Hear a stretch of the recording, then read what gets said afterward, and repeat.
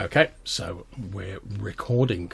This is the last flight of the Tin Whiskers, a Tremulus one-shot. I'm joined by Johannes Pablo playing Perilous Wilkins, Rob Fitzpatrick playing Samuel Hart, Well, and, of course, Matthew Bryan playing Hector Slick Rexwood. Hey. Okay, so we've just been chatting a little bit about characters before we started recording. So the three of you have been retained by the Tecton Group, a division of Boston Electronics, to conduct the salvage operation of Tin Whiskers Flight 383, which disappeared on its return trip from a research station in the North Pole. So the first question I'm going to ask you guys, and there's no wrong answers here, is why was your character hired by Tecton? What are you bringing to the table, so to speak? Perilous. I think for Sir Wilkins, probably expedition experience. He's done these kinds of trips a lot. Also, you're rich AF, which probably doesn't hurt. Mm. Okay, so Samuel, how about you? You muted, mate. sorry. I've been in Boston for about 10 years, solving cases, and one of the cases I solved was kind of pretty high profile. And the case of the missing heir. And I guess that's kind of drawn attention to me, kind of put me into the limelight a bit. And when they were looking for someone to investigate what happened, I was kind of first top of mind. Lovely. How about you, Slick? Why have they brought you on board? So Hector, yeah, he's been brought on board because he brings a lot of useful skills to the table, and he has a bit of weapon training. He's been in a few war zones, not as a combatant, but he's been given weapon training.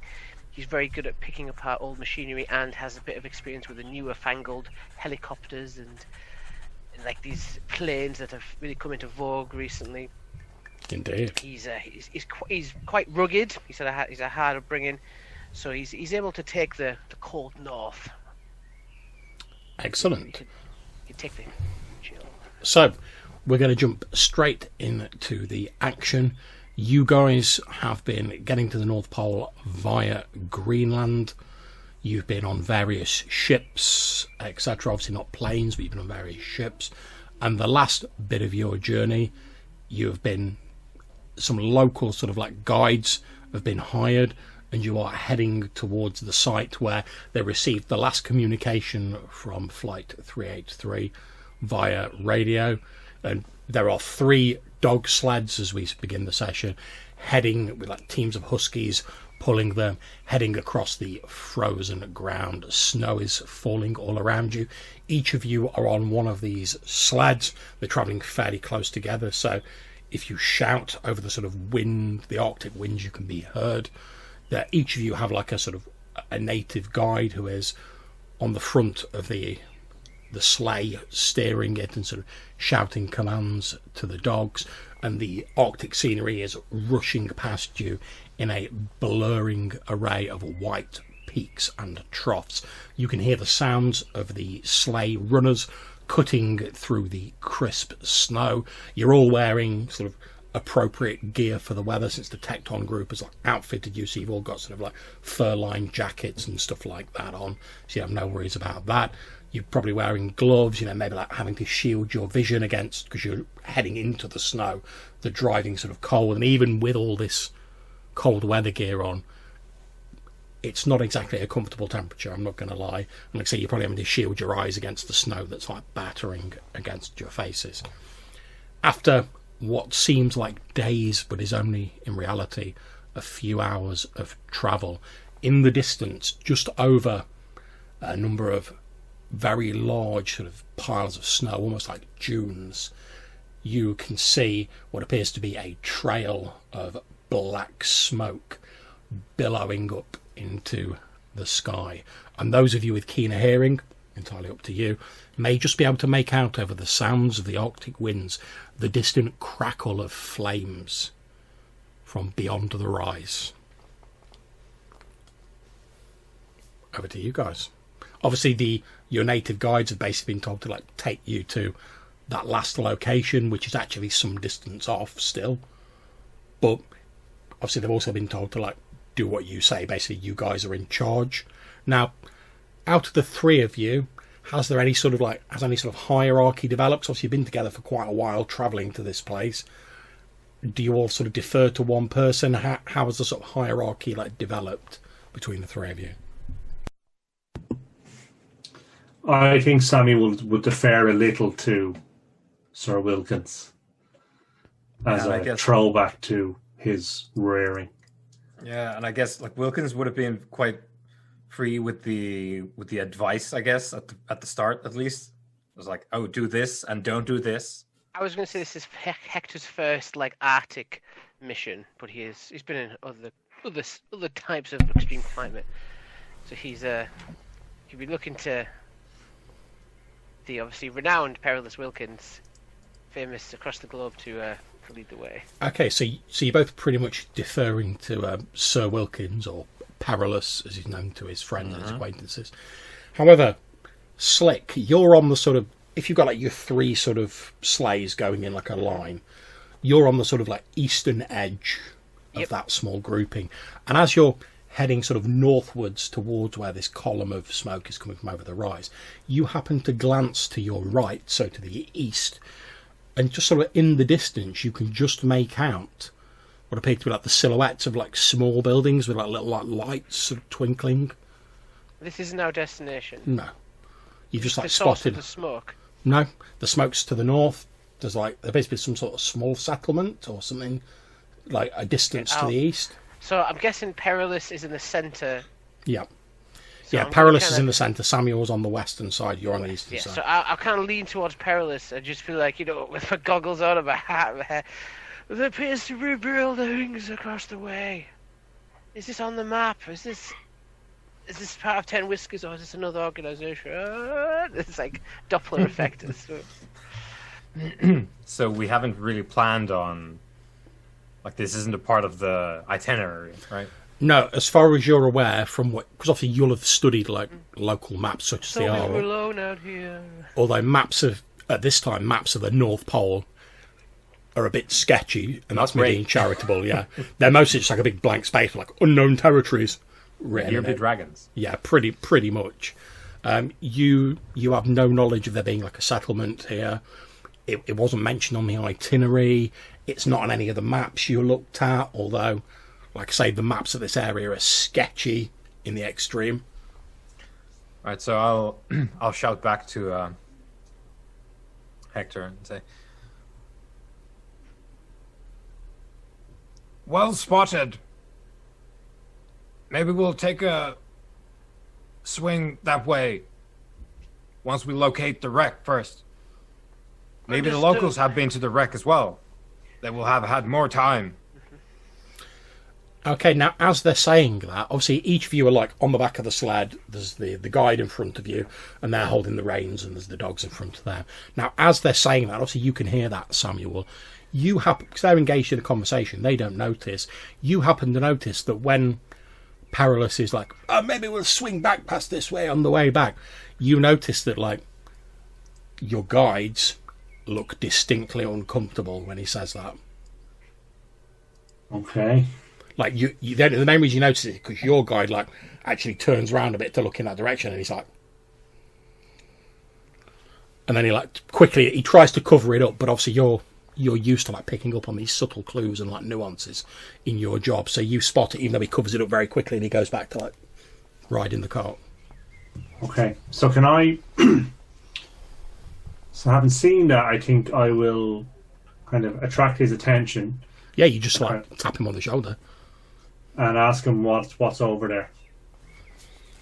Okay, so he looks back at you and he's like, in like halting English, he says, "Is mining town nothing worth bothering with?" And he like then turns his head back round and carries on. Okay, steering his sleigh. And do I believe him? Do I think he's? Okay, well, this sounds like a good place to have our first roll of the game. It sounds like you're trying to read this person. So roll 2d6 and add your passion score to it and tell me what you get. Okay. 13. Oh, damn! Okay, so what that effectively means is you can ask 3 of the questions that are listed under read a person. I don't know if you have that to hand. It should be on the basic moves on your character sheet. Yeah. There's like a list of 5 questions. You can ask 3 of them because of that dice roll. Damn! Okay, so what's your character really feeling? I think is the first one. Okay, although he's trying to cover it up, and obviously this takes place over the course of a conversation, and as he's talking to you, you get the feeling that he's actually a little bit frightened. He's trying to cover it up by being a bit bluff and like, oh, it's nothing you need to worry about, don't worry about it. But you can, like I say, you're used to picking up these subtle nuances and like little ticks and tells that people have when you've been dealing with like witnesses and like criminals, and you get the feeling that under this sort of bluff exterior, your guide is actually pretty scared. Okay. And what does your character wish I'd do? You get the feeling that with him sort of like being, oh, the mining town's not worth bothering, he's trying to persuade you that like, oh, we don't need to go there. We should just ignore that place and never go there. He really does not want to go to this place, and he doesn't want you guys to go to this place either. Okay. So how would I get you to go to this place? Okay. You think in order to get him to go there, you would have to offer him some sort of inducement that would outweigh his fear. I'll leave it up to you as to your discretion as to what that is, whether it was like a load of money or something like that. Basically, you've got to offer him something that makes it worth his while to overcome whatever he's scared of about this place. Okay. And as you're having this conversation, the 3 sleds crest this rise in the snow, and a short distance beyond, you can see what appears to be the wreckage of a large plane, almost like split in 2. There's bits of twisted blackened metal staining the snow. There's like oil stains. You can see that there's a small fire in like the middle where the plane's effectively like broke in half, sort of like revealing the hold. There's like a small fire in there, and the black smoke's wisping out from the fire. And as you're sort of getting a little bit closer, you can see sort of 2 figures just in sort of silhouetted by the flames that appear to be sat around this small fire. What do you want to do? How far away from us are they? It'll take about 5 minutes to get there, the speed you guys are going. Okay, so just we carry on. Okay, so you carry on towards the wreckage of the plane. Can I ask one quick question, Joe? Yeah, of course you can. So you mentioned about the smoke earlier. Indeed. And I'm guessing it's windy and obviously snowing and Yes. bitey. So can I, being the mechanic of the group and the handyman, can I smell what that smoke is? Is it like a mechanical oil? Is it like it's like a industrial fire? If you know what I mean, like can I detect if it's some kind of breakdown or? Okay, you catch a whiff of the smoke as it's coming over. Let's say you've got plenty of experience with tech and stuff like that and mechanics. So as the smoke's drifting over, it actually smells like a wood smoke. Like not the sort of smell you'd expect from like a mechanical fire. It smells more like burning wood. And obviously you've been around campfires and stuff like that, so you recognise the smell of burning wood. You're not smelling like oil or sort of chemicals or anything you'd expect from like a mechanical fire, like like lubricants and stuff like that. Okay, and as you guys draw closer, you can see these 2 figures sat around this fire, which as you get closer, you can see that it appears they've sort of like piled up like broken old wooden packing crates and stuff like that. They've obviously lit this fire, presumably to keep themselves warm in the inclement conditions. And around the fire you can see these 2 figures. One of them is an older man, slightly sort of grey, like frizzled hair. He has a few sort of minor wounds on his face, maybe from the crash, you're not sure, but they don't look too serious. He's an older gentleman, like I say, grey hair. He's wearing like a pair of spectacles with like a big crack down one lens. He's wearing like a big coat pulled over him, and he's sort of like holding his arms like that, sort of rubbing him, like trying to keep himself warm. And then next to him is what appears to be a much younger man wearing like a sort of pilot's hat and goggles. He has like a slightly singed, bushy red moustache, and they appear to be having like, although they're sort of sat around this fire, like trying to keep close to the warm, they appear to be, you still have them gesturing, they appear to be having like quite an animated conversation.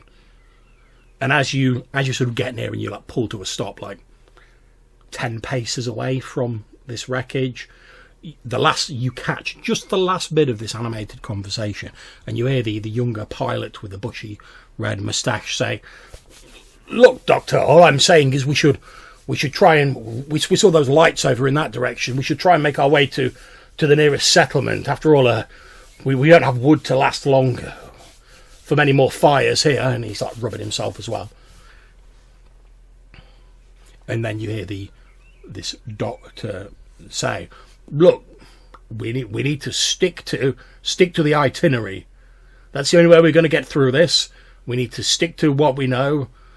Wait until help is sent. The company will send help.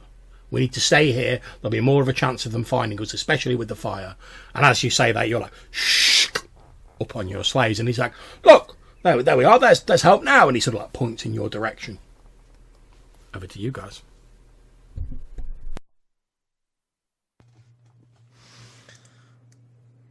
Hello and well met. At which point the doctor says, "Oh, fellow British man, splendid. I know the voice of an Englishman when I hear it." And he stands up. You can see it's obviously like he's getting on a bit. He's like a bit creaky and he struggles a bit when he gets up. He sort of like walks over to you, holds out a gloved hand, and he says, "Lowry, Dr. Lowry, senior biogenetic researcher." And he sort of Wilkins. I'll shake the hand. He says, "Oh, good. Have we more bodies? Are there wounded?" He looks a little bit sort of like sat back, and momentarily he looks quite confused when you say that, and then he's like, "Well, I'll be honest with you. Wilkins. It's a bit of a strange tale. There were other members of the crew, but what happened to them I couldn't say. You see, I was knocked unconscious when the plane came down, and when I woke up, thanks to Captain Wilhelm over here, we were the only ones here. I couldn't even really tell you what happened with the ship, to be honest." At which point, Captain Wilhelm, the man with the bushy red beard, goes, "I keep telling you, Doctor, it's not a ship, it's a plane. It doesn't go on the water, it's a plane." And he's like, yes, whatever. Ship of the skies, as it were. I'll The doctor's like, go "Yes, quite." and like investigate. I will study what's the wreckage, and if possible, like get in the ship. It's a ship now. Yeah. I will accompany Wilkins, since this is my wheelhouse. Okay, so as you walk over to the wreckage of the plane, you can see that, like, whereas it was once like a whole plane, it looks as though it's like split in half, and like what would have been the cargo hold is like exposed to the elements, and that's where they're sort of sat. The front of the plane actually looks all right. It's taken a bit of damage in the crash, as has the rear of the plane, but it looks largely sort of undamaged, apart from like the middle where it's like split in two. A classic case of being broken. Well, I wanna look around for anything to do with the reason why they might have landed here, and or why this would have broken, without first consulting them, because I want to figure out if I can find something first before I ask them, like, what happened. See, that sounds to me like you're trying to puzzle things out. That is exactly what I'm trying to do. Like, So figure it out. Three things, John. But let me know when it is my. Okay, make a roll plus reason, and then we'll see what Slick's got to say afterwards. So, Slick, are you? Unfortunately, Slick has got distracted by like looking at the plane. So Slick's gone too. you turn around and you're like Slick, and he's already like in the cockpit of the plane, like just his legs sticking out of the window. And you're like, oh, I'll shout him in a bit. He's obviously like busy. Yeah. So that's a 9. Okay, so obviously with a 9, you can ask me one question from the list for puzzling things out.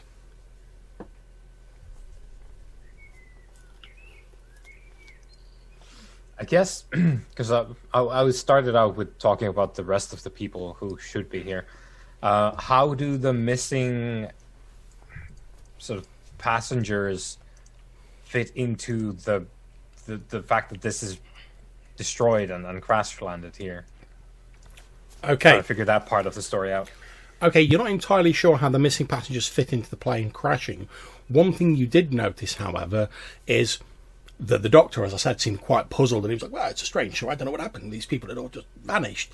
You notice that when he was talking about that, Captain Wilhelm, the pilot, just seemed like very deadpan, whereas the doctor was obviously like, I don't know what the bloody hell happened. These people have vanished. It's very strange. And the pilot was just like, eh. Okay, so there's like no obvious, like the, seat belts, that kind of thing. I don't know if they had them in wide use, but There's no obvious like bodies or like signs of these vanished people. Mm-hmm. One thing you do notice as you're poking around, though, around the sort of very edge of the tear where this plane's like been torn in two, it almost looks like something in the hold like exploded and just like ripped the plane in two. Right. Around the very edge of the sort of the torn metal, it looks as though there's like some sort of like vegetation, almost like moss or something that's like grown on the edge of the cracks, but it's like frozen solid in the sort of freezing Arctic conditions. Yeah, so I'll be there. Okay. Poking around, and Hector, you're probably deep in the machine. Yeah, what's going on, Slick? What's good? So, Hector, first thing he does is he kind of clasps the doctor and the pilot on the shoulders, and he says in a scenario, you've had a terrible day of it, guys, but don't worry, we're here now. We're going to get you out of here, get you home safe and warm. Just let us do our jobs. At which point, surprisingly, Captain Wilhelm of the bushy red moustache, leans forward and full bore plants a kiss on your face, and then he sort of pulls himself back, and he's like, oh, and he's like, oh look, I'm sorry about that. The moment just overcame me. I've got a young wife who's expecting at home, and I'd resigned myself to the fact that we were going to die here, and now you fellows have come along. Okay. And you notice he's got a slight sort of Austrian lilt to his voice as he's talking, which I can't do, but bear it in mind. And he's like, I'm sorry, just like the emotion of the moment overcame me. I'll finally be able to go home and see my lovely Wilhelmina again. Hope is a powerful thing. He sort of he seems like he's a bit embarrassed, but he's trying to style it out and shrug it off. And he's like, thank you for your understanding. Do I have permission to inspect your vessel? Of course. I don't know what there is to inspect, but okay. You're our saviour. You're welcome to look around as much as you wish. So I'm gonna sort of do like a circle, John. Mm-hmm. Okay, so I've looked after the guys. Morale first, These are the guys we're here to save. This is important, but now it's my time to do my job. So I'm going to do a circle around the other side of the wreckage where they can't see me at the moment. Obviously, feel free to obviously kidnap me and kill me in a very concealed fashion if need be. And I'm going to get my rifle out and make sure that it's it's good to go. It's good to go. Make sure that it's. I assume it's not got a trait like unreliable or anything like that. No, thankfully not. It's just a nice rifle. Then you are grand. Everyday stylish rifle. It's got a little bit of a scope on it naturally. So I'm just going to make sure that it hasn't frozen over. Give it a bit of a wipe down. Didn't want to do that in front of them. Make them feel uncomfortable. Then what I'm going to do... Obviously, you knew what conditions you were going into, so you've prepped it. Yeah. You've been maintaining it on the journey. So, yeah, your rifle is good to go. I've heard things. I've read things, even some things even by that Perilous Wilkins back there, where people going, mad in the snow. Yeah, plus you do know that, obviously, you've read up a bit on the people who were, going to be on this, mission with you. And can I ask, what level of trust have you got towards Perilous? 0. Okay, so yeah, I know he knows his stuff. However, I think that this this guy, obviously, he values himself far more than anyone else. Yeah, that's what I was going to say. Being from an upper You know he class. knows his stuff. He's renowned as like a world traveller, Also, an the explorer. rumour I heard However, is- people who go with him tend not to come back. Exactly. I don't intend to be his next. Yeah, you're like, best believe I'm getting ready. Like I'm not I'm vanishing making it on back. a perilous expedition. I'm going to retire to Hawaii one day in a very offensive shirt. Right. So what I'm going to do with my rifle, John, when I've got it, Mhm. I'm not going to shoot Wilkins. That's not my plan. I'm going to scan around the horizon, and I'm just basically looking to see if we've attracted any attention, if there's anything else out there. Because obviously this is a massive plume of smoke, so we can't be the only thing. You know, if there is anyone else out here, they will have seen it. So I'm just Okay, so you look around and you don't see anything like moving or animals or anything like that. It's like Good, a white good. wasteland as far as the eye can see. However, as you're sort of looking around, like presumably looking through your scope and like That's scanning exactly the right. horizon, Cinematic, you know, just kind of go past it and then back again. as you're sort of panning around, you think for a moment you see like a silhouette, almost as someone had like poked their head up from behind one of like the snowbanks, and then sort of like as you moved your scope over, they were like, whoop. You only saw it for like the briefest of moments, and it's about 10 meters away from where you are now, like further north. We're too exposed out here. Okay. Keep our wits about. Right, so I put my rifle down, square my shoulders, try to look imposing, like, you know, I'm a dangerous mofo. And then I'm going to go, and then there's my third thing, as you keep track, I'm going to climb into the plane. Yep. And my intention then is to see what condition the electronics are in, and if it has a radio, see if it's working. If it is working, see if I can remove it in one piece and take it with us in case we need to communicate back to base. This thing probably a bit more powerful than what we've got. Yeah, I mean, obviously it's been maintaining two-way communication with like base camp, so that's perfectly valid. You climb into the cockpit, which again it's in pretty good condition because whatever happened in the middle of the plane. This has got a bit of minor damage because of like the crash and whatever. Like there's cracks in the windscreen and stuff like that. But the only thing that appears damaged in the cockpit is like the radio. It is absolutely trashed.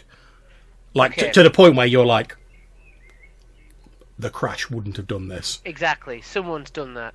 Yeah.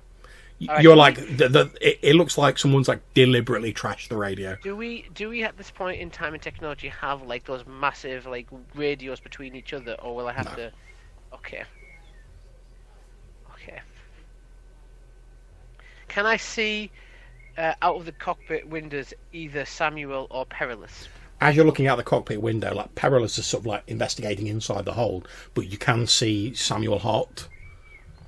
I'll wave him over and see if I can catch his attention. Okay, down to you, Samuel, as to whether slick waving at you catches your attention and how you respond.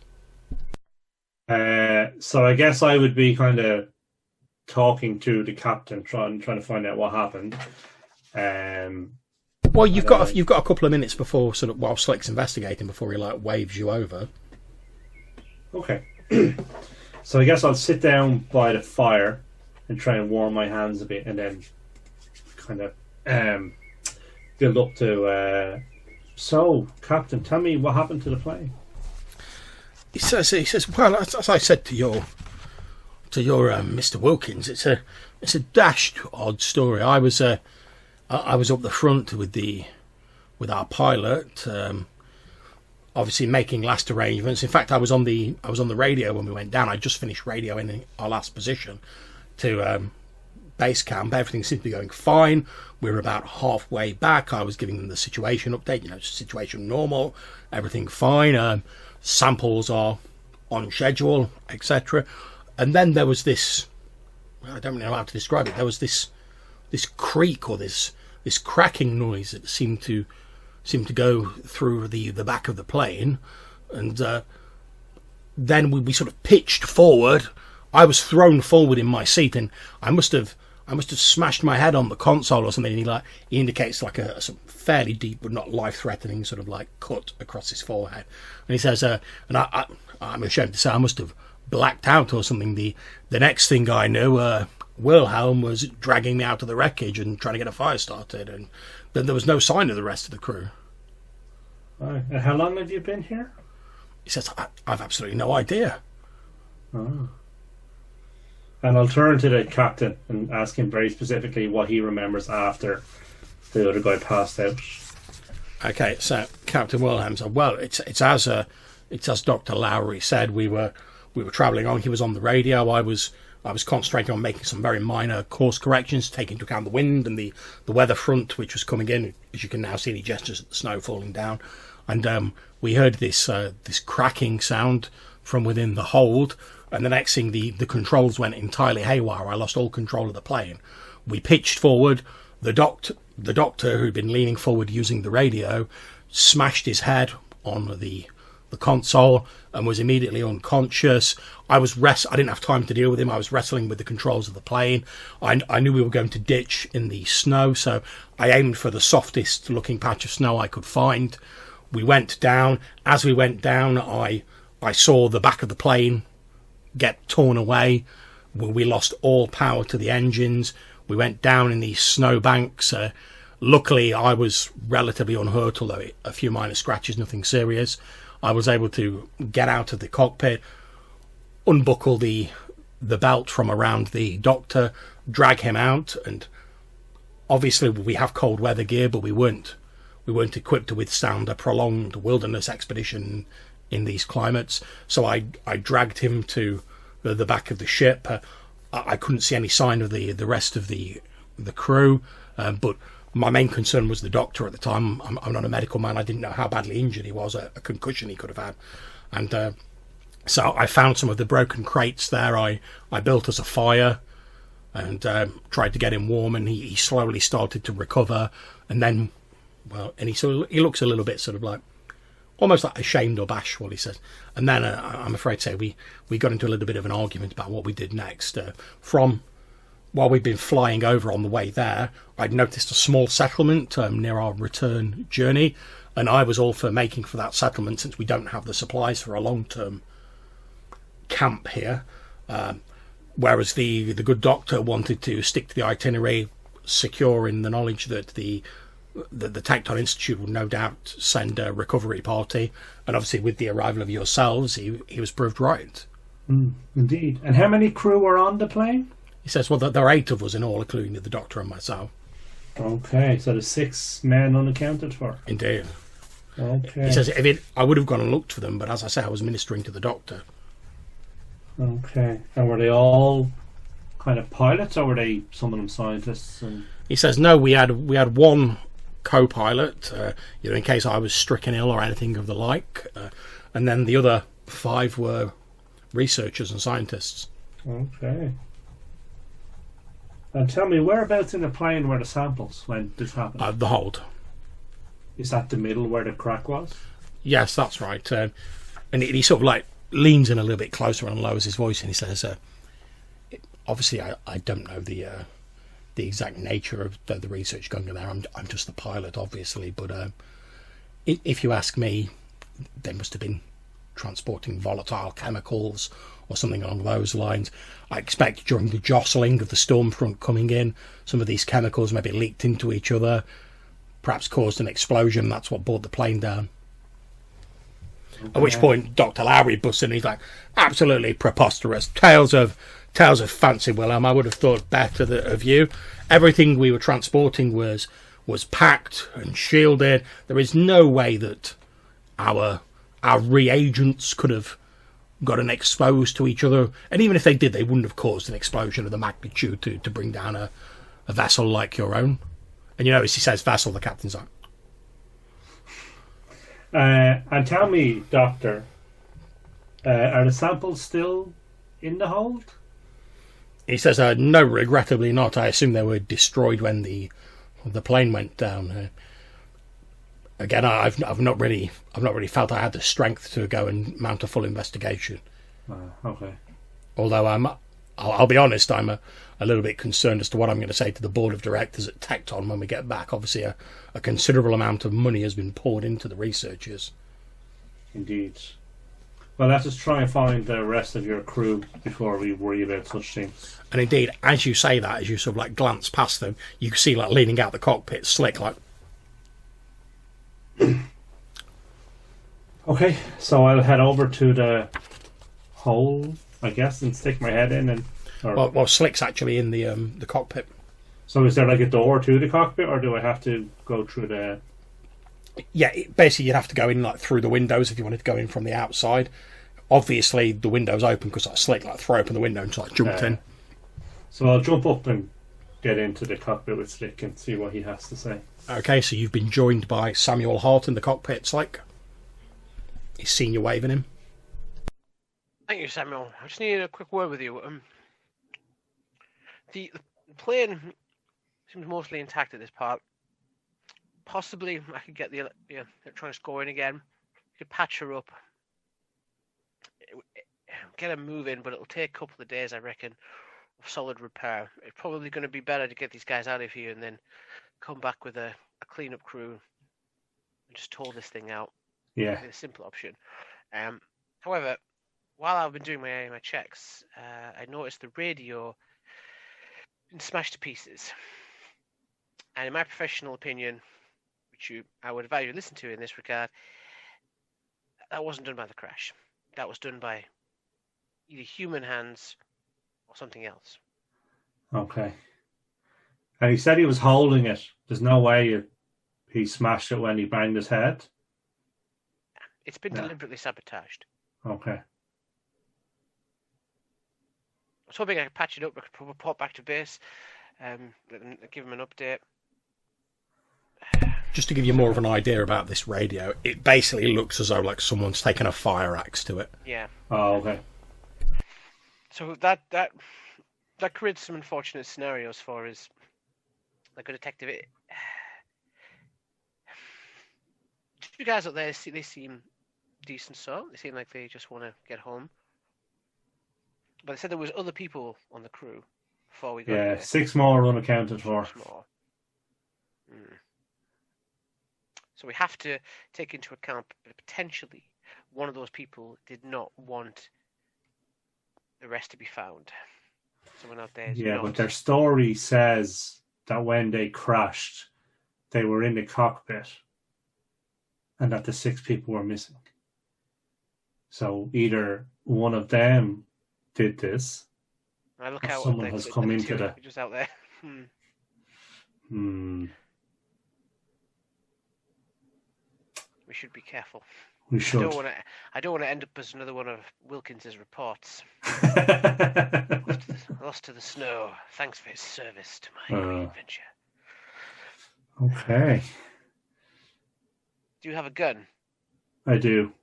I can never tell them to draw that firm. Make sure that it's loaded and ready. These guys, perhaps these are the only ones that survived the crash. Maybe they're, maybe these kind of things can break a man. War, terror, loneliness. Seem on edge. Maybe, like I said, my feelings is they just want to go home, but I could be wrong. And as Slick says that, we're going to momentarily jump back to Perilous Wilkins, who's poking around in the hold. So, what are you up to, Wilkins?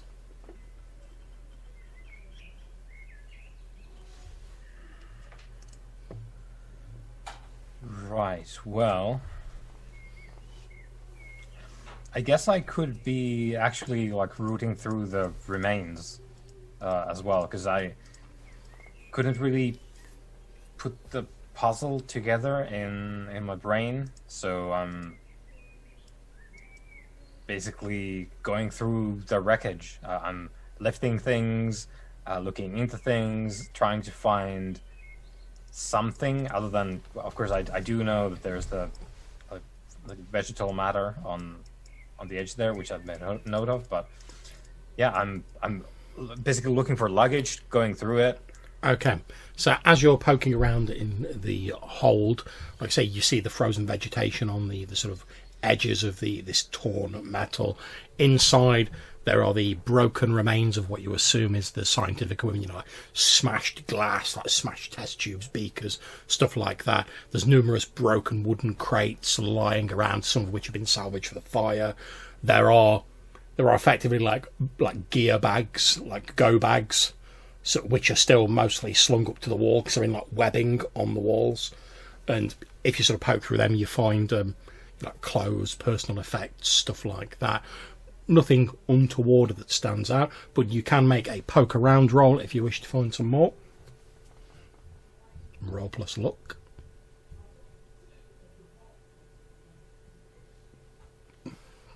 Okay. A 4. So, 4, so as absolutely nothing. So as you're looking around, you inside the hold, and also Samuel and Slick in the cockpit, from somewhere to the north, in amongst the snow and the rises of snow, you hear this.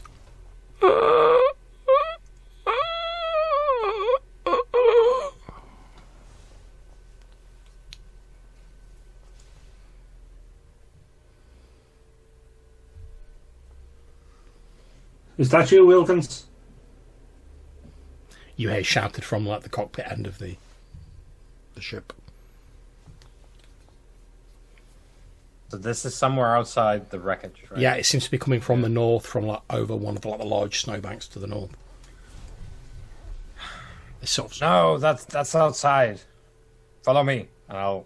Does it sound like a man or like an animal? difficult to tell. It was like a strangulated sort of groan that seemed to like alternate between like a low and a high pitch. I say to Samuel, we should check on our guides that brought us here, make sure that they haven't been spooked off. We don't want to get stranded here ourselves. Okay. And indeed, as you say that, you look out of the cockpit window and you can see 3 sleighs with like dogs and your guides on, like disappearing into the distance to the south. As they've heard this noise and they're like, nope.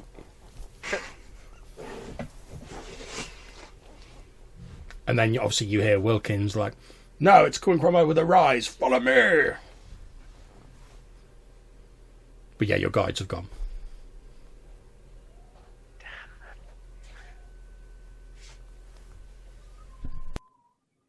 Bastard Wilkins, don't go up there on your own. Okay. That's why I'm telling you to come with me. And I swing out into the snow with him. Okay, so you all reconvene on the far side of the Tin Whiskers, the wreckage of.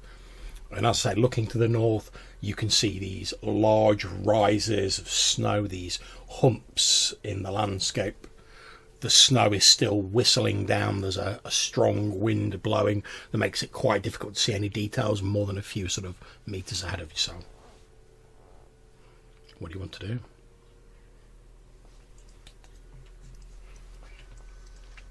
I think we'd be experienced enough to spread out a good 15 feet between the 3 of us and kind of walk up different sides of it. Okay, yep, you all sort of fan out and sort of move around, one of you heading directly over the rise, the other 2 like going around the sides of it. And as you make your way around the rise, you see what appears to be a figure like lying in the snow just over the rise. The thing that strikes you as odd, however, is you see he's lying face down. You can also see he's wearing what appears to be like a pilot's jacket. He has like a similar sort of hat and goggles on to Wilhelm, and he's like lying face down in the snow. And as you get a bit near again, you hear like this, and it's unmistakably coming from this figure. So I'll run over to the figure, go down on one knee and turn them over. Okay, so I'll approach slower with my rifle held up, obviously. yeah, that is Kind of absolutely just like fine. not quite at eye line, just kind of ready to line up a shot if need be, if this is something bad. Okay, so Samuel and Slick, you're sort of there ready. You go down on one knee, Wilkins. You roll this body over, and as you do, it becomes immediately obvious as to why he's groaning. As you roll him over, you see the whole front of him appears to be covered in this like moss-like growth, and it's as though it's like eaten through his skin, exposing like the bones and muscle beneath. And as you roll him over, you see it's the air escaping from the sort of holes that have been eaten in his face. And I'm going to ask you, can you make me a roll plus reason?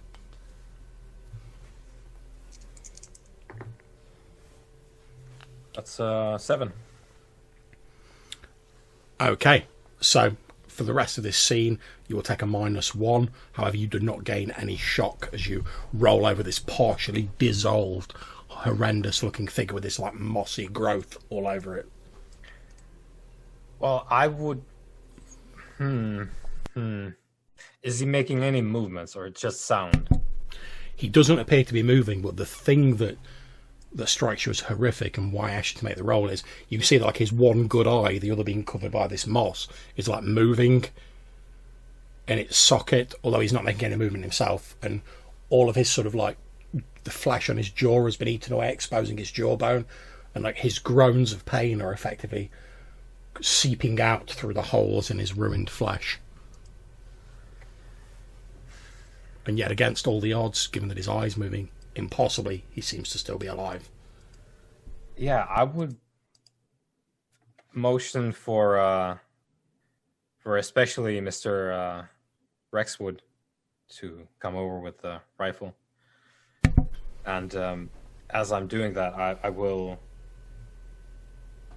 Well, he's wearing the pilot's jacket, so I'm like opening that, trying to see if the condition is spread. Okay, you turn him over. The moss, whatever it is, appears to only be growing on him. His jacket is untouched. However, as you're sort of like looking at his jacket, you can see it's got like a little sort of like name tag on it that says Siegfried on it.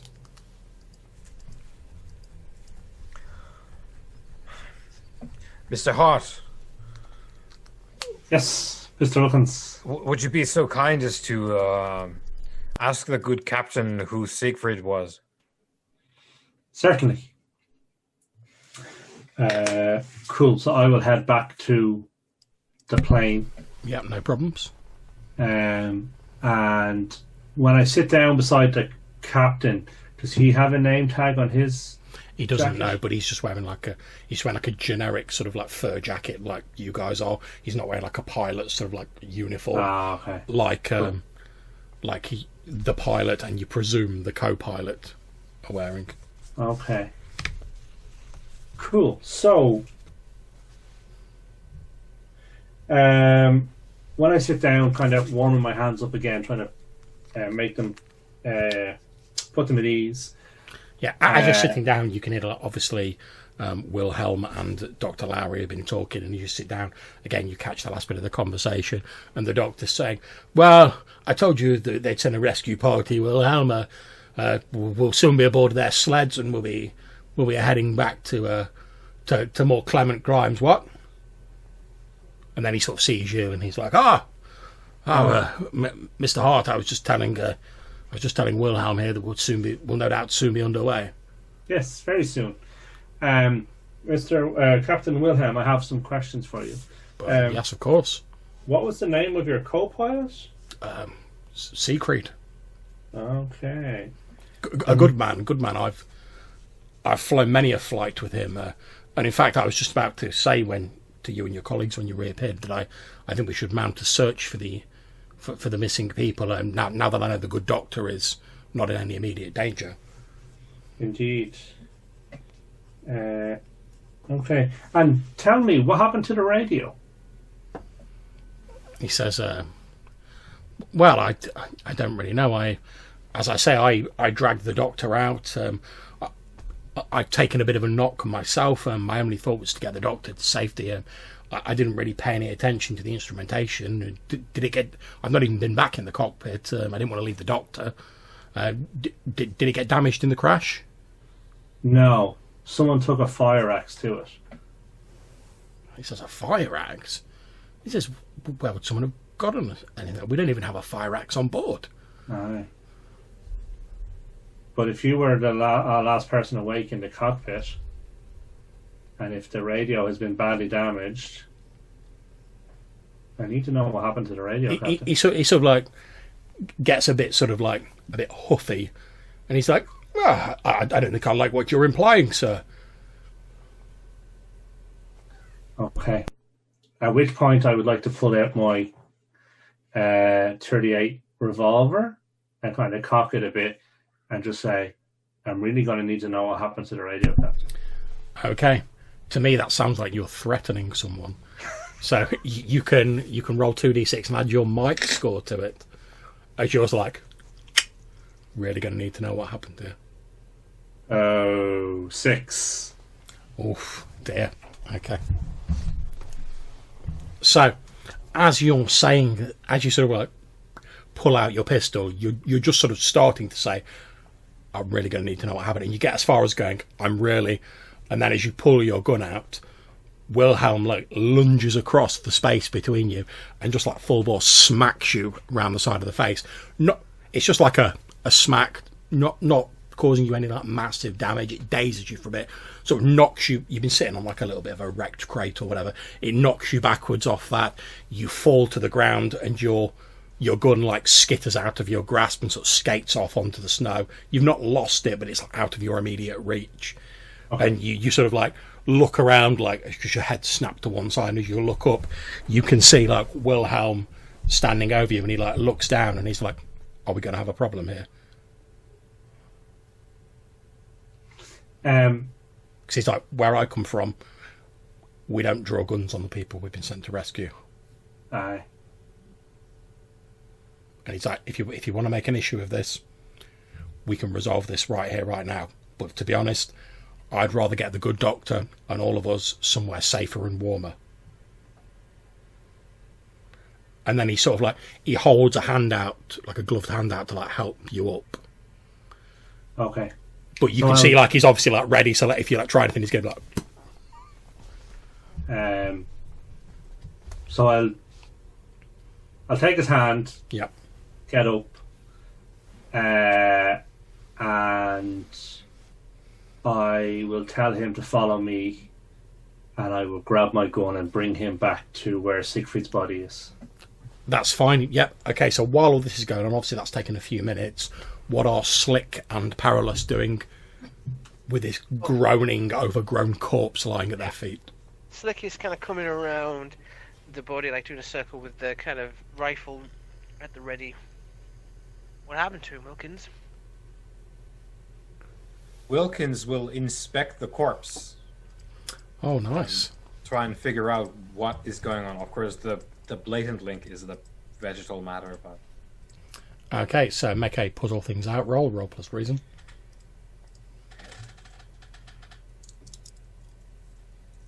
Sound effects? Nice. That's an abysmal 5. Okay, so as you're looking at the body, it's like nothing you've seen before. Like say, it's covered with this moss that seems to have like eaten away the flesh, but left all of his like clothes and stuff like that untouched. One thing you do notice that's strange is like, because it's like little like fronds of moss, you know, little fibrous fronds that seem to be like growing out of his skin. And one thing you do notice is like, as Slick sort of like walks in and gets a little bit closer to this body, you notice that some of the fronds nearest to him seem to sort of like bend in like his direction in the same way as like a plant would grow towards the sun. He doesn't seem to be aware of this. So, Mr. Slickwood, whatever this is, it is... I am not of the medical profession, but this seems to me like a case of acute medical distress, not unlike a disease that is, to mine old eyes, contagious. So I would advise that we both step back and leave this man here. Now, I would not ask you to do this if you did not feel comfortable, but he might benefit from our mercy here. And as you're saying that, you feel a hand clamp around your ankle, Slick. Now, and Mr. Rexwood. And you look down and you see this ruined, mossy, eaten corpse has like reached out an arm and like grabbed hold of your ankle, and you hear this strangulated gasp escaping from the ruined body that's like, please, mercy, please. Hector? Yeah, being the steely-eyed, sturdy mechanic, I will take a deep breath, align the rifle. May mercy find you wherever your soul goes, son. Okay, can you please make me a roll plus reason, Hector? A roll plus reason? Indeed. Oh, as you're seeing close up for the first time this horrendous sight and you're shooting him. That's not the most ideal roll. That's a total of a 6. Abysmal rolls continue. Okay. Snow, John. It's clouding my mind. Okay, so you have gained 1 shock. Okay, shock and harm are 2 different things in this It's game. shock. Yeah, it's Okay, shock. I can't do nothing about shock. And I get to hold 1. And for those of you who are unaware, either at home or playing the game, hold is something that you can use. It's like an in-game currency you can use to accomplish stuff. When you guys get bad rolls, occasionally I'll get a hold, which I can spend at certain points to be like, this unfortunate thing has happened. Yikes. Okay, so yeah, you cock your rifle, literally point it point blank at this guy's face, and his head explodes. And when it does, there's like this wet sort of like squelchy noise, almost like someone had like crushed a watermelon with like a sledgehammer, and his head explodes, staining the snow with red blood and viscera. And his hand's still like clamped around your ankle, but obviously now he's got no head. Yeah, I will step away. Yep. You said you believe this to be contagious. I do not know what this is exactly. What the it is an aggressive vegetation, which I do believe that science has indicated that. Well, let's not speak of things I do not fully understand, but it is whatever it is eating human flesh. And as not you say, like some diseases of the jungle. and as you say, not unlike some diseases of the jungle, that's the point when Samuel Hart with Captain Wilhelm sort of like approach from around the vessel and walk towards the two of you. Obviously, Samuel, you can both see that this thing's got this now headless corpse, and you're in no doubt what's happened because its head's spread everywhere, and Hector's still like got his rifle like that, but you see like the hand of this headless corpse is around his ankle. After I've just killed a man, to kind of like clean my goggles for a second, and I say it's your call, Wilkins, but I can, since the plane looks like it's a bit of a wreck, I could siphon some of the fuel out of the fuselage and burn this body if you think it is contagious and there's a risk of. It's not imminent, I don't think, but that is a very good idea to be done before we leave. If for no other reason than the people living over yonder don't come here and accidentally expose themselves. Do you reckon the rest of the inhabitants of this ship vessel have met a similar fate? I have absolutely no idea. They seem to have exited the wreckage of the plane and disappeared into the wind, as it were. I feel I should inform you that when I was checking the radio out earlier, I thought I saw something in the snow. Yes? Something different to this. Mm-hmm. Something alive. Out with it! It looked to be a person. I only saw it for a second, and maybe it was just a trick. You know, like sometimes you see things, you know, when you're anxious, they're not there, but I don't know. I feel we're being watched. Well, perhaps we will take a look. Apparently, they do not get that far from the plane. And I'll gesture to where I saw roughly where I saw it, John. Yeah, so I presume our compatriots would have reached us by now.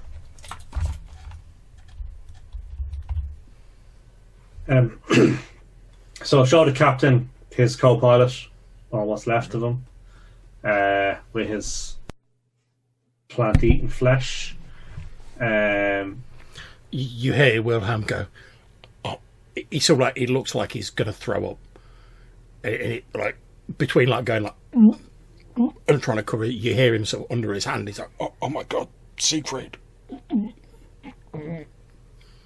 I look at him. He turns over and he's like dry heaving. He's like retching. He's like turned away from you all as though he's like, he don't want you to see him like going like. Yeah.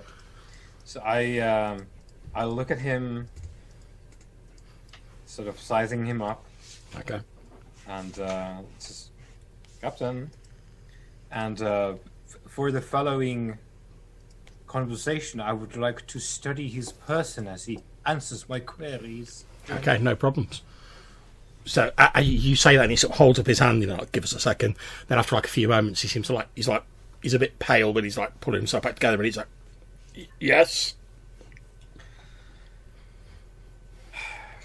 What would you say the distance is from here to the plane, Captain? He says 10, 15 meters, no more.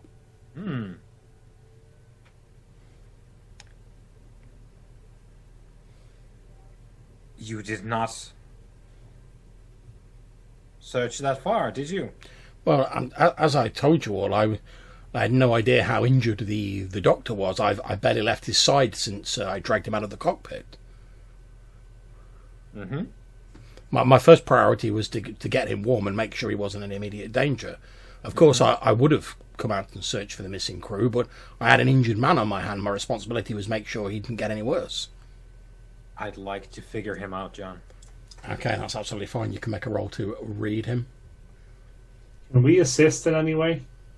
Yes, you can actually. Yeah, you can. There's the help. Indeed. So if you guys would like to assist, you can roll 2d6 and add your trust to Captain Wilkins. Sorry, Perilous Wilkins. I get a total of 7 because I don't trust him for jot. Okay. I got 12. Oh. Okay, so on a 7, you get a +1 from Hector, and with that mighty 12, you get a +2 from Samuel, so +3 altogether. Yeah, so you have put me to the mighty 8. Yes.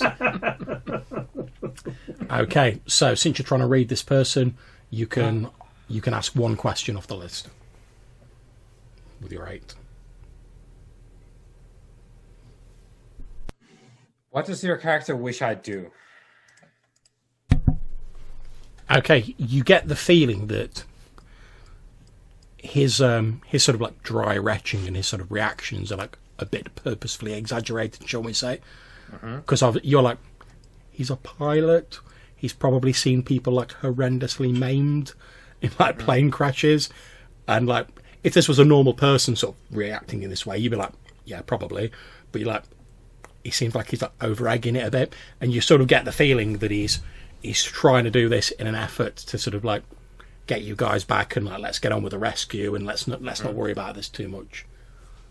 Like when you're asking him like, oh, and you didn't investigate this, he's obviously trying to like deflect your question by giving you plausible reasons, but you're like, yeah, on the surface that's fine, but I'm not a medical man, and like looking at the doctor now, he doesn't look like he's at death's door. So like, could you have really not left him near the fire and gone and had a quick look within like 15 meters?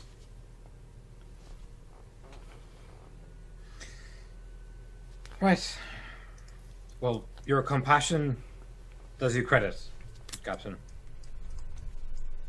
I shall have to visit Austria if this is how they treat people over there. He nods cynically, like missing your sarcasm. And at which point, Slick, you feel like the grip of the headless corpse tightens slightly around your ankle, and from the ruined neck of this headless corpse, again you hear this.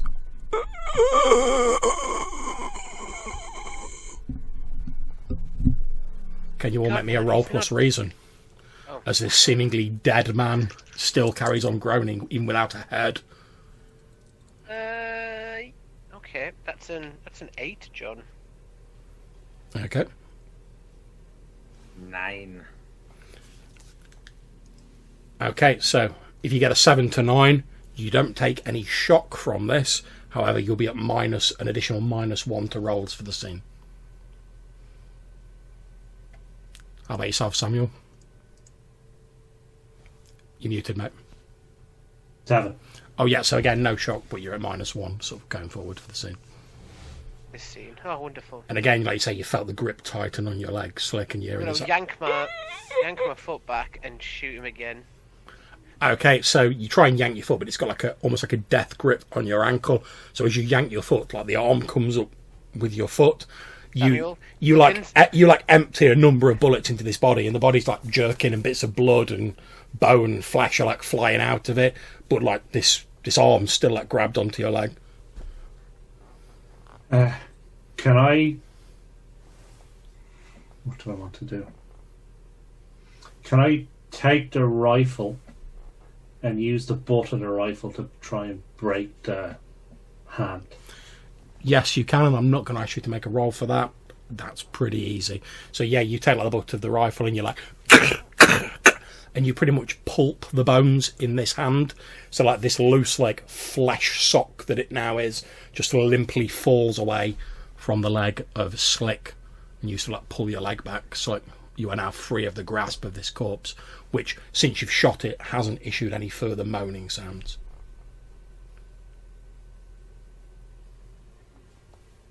I'll give Slick back the rifle and suggest that we head back to the fire.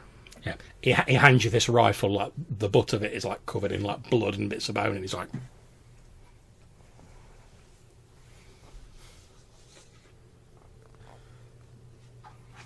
Right, chop chop. okay, so what's the plan, guys? Try and get everyone back to the crates. Yep. Yeah, no problem. You hustle everyone, yourselves, Wilhelm, back to the hold of the Tin Whiskers. You can see like the doctors still sort of sat there around the fire, like. Right. Choices. Can we examine Slick's leg to make sure that it hasn't broken the skin, or there's no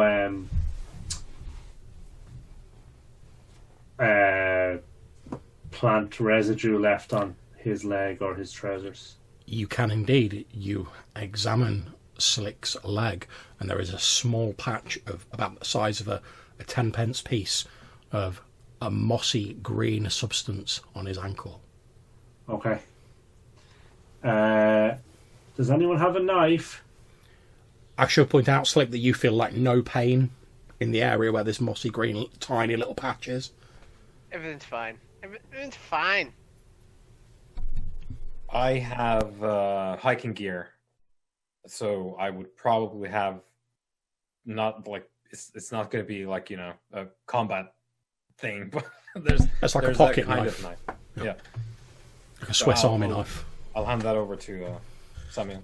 Okay, so what I want to do is basically I definitely don't want to touch it.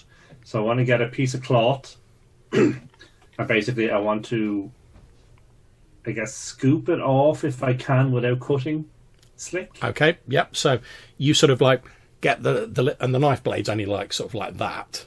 You sort of get it level with his skin, so you can like just like. However, like the instant the like cold metal of like the knife touches this patch of green on your leg, Slick, you feel the most tremendous pain you have ever felt in your life. It feels like you've plunged your whole leg into molten lava, to the point where like you literally can't help but like scream out in like absolute agony. And Samuel, like that was like as soon as you like touched the edge of this like moss with a knife, he was like, "Ah!" Okay. I So, won't scream down the microphone, but I said that hurt really bad. What about you? So I'll ask Perilous to grab a stick and put it in his mouth and hold him down because this has to come off. What is it, Hat? What have you found? What is it? Yeah, I guess we'll try it this way. Yep. So I'll help with the procedure. Okay, so basically like Perilous is like bringing out a stick and he's like, bite down on this, it'll help. To you, Slick, as you see like Samuel's like obviously getting ready to go in again with a knife. I'm gonna steel myself. I'm sturdy after all. Yep, you steel yourself, you bite down on this stick, and again, as he starts like scraping away this small, tiny patch of moss on your leg, again, it feels like you've plunged your leg into acid or molten lava. It's the most tremendous pain you've ever known. It seems to like penetrate to the very core of you. And you're sort of like, despite the fact you're clamping your teeth down so hard on this stick, like you're worried that either the stick or your teeth are going to break. Like, and your screams are sort of like coming out around the stick. And it seems, for you, it seems like hours of him like scraping away this thing and you being absolute agony. In actual fact, it takes about 5 seconds. and you have successfully like scraped away this small patch of like green mold from his leg. Oh, as soon as he's like scraped around, do you like flick it into the snow or? I wanted to put it in a cloth and throw the cloth into the fire. Okay, yep. So you quickly like grab a bit of cloth, scrape it onto the cloth, throw it into the fire, and the instant the moss is removed from your leg, the pain just stops, Slick, and you throw this bundle into the fire. There's a brief flare as it ignites and is consumed by the flames. The doctor's like looking around like a bit confused, like, what's going on here? Because obviously he's not privy to what's going on. He's been sat by the fire, and then suddenly you're like, and he's like, okay, so I will stick the blade of the knife into the flames as well to heat it up so that it will whatever's left, the residues left, and leave it there for a few minutes. absolutely fine. I'm gonna obviously cover it up. I'm gonna, as I'm like taking the stick. Yeah, when you look at your ankle where the moss was, there's like a tiny patch of like very raw sort of skin there, like sort of red and sort of like sore looking, but there's no sign of the moss remaining. Eating it. Yeah. Gentlemen, I think we should check the pilot and the doctor. If this That's stuff quite is right. contagious. That's quite right. I'm Right. gonna get. I'm gonna storm off.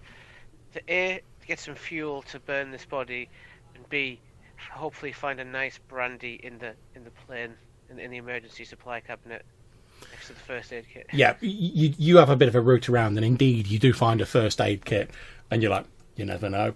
You pop it open, and basically the first aid kit is like a roll of bandages and like a bottle of whiskey. Yep. Like a proper pilot's like first aid kit. And you take it off, and it's obviously like medicinal, like rubbing alcohol. It's not just in like a whiskey bottle. It's not whiskey.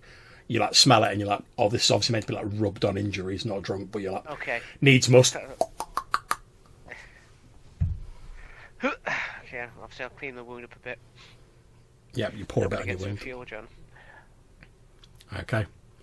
So whilst Slick's like taking a nip for his health and like wrapping his wound up and whatever, what are Perilous and Samuel doing? I guess we're kind of off to the side having a chat about why I suspect the captain about the radio. Because they were in the cockpit. He was the one who was awake. The radio has been very, very badly broken, very purposely.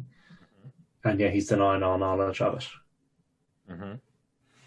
I've half a mind for us to put a bullet in his thigh. He's the kind of man who gets people killed on expeditions like this. He's well, suffice it to say that they've been here for some time. They've lost 6 people 10 meters away. Hmm. Now, the doctor over there, he's probably all kinds of shaken. He's not used to this at all. Maybe he's in a shock. You were in the war, right? Yes. You know what happens. So he could be all kinds of rattled and out of his wits. Captain, no such thing. And he, seems slick like an oil spill. And doesn't bother to look around. You say maybe he had something to do with the radio. Seems very eager to avoid talking about unpleasant things. Now, he also seems very eager to get to this mining village that the guides wouldn't even look at. Yeah, I don't know what that is about.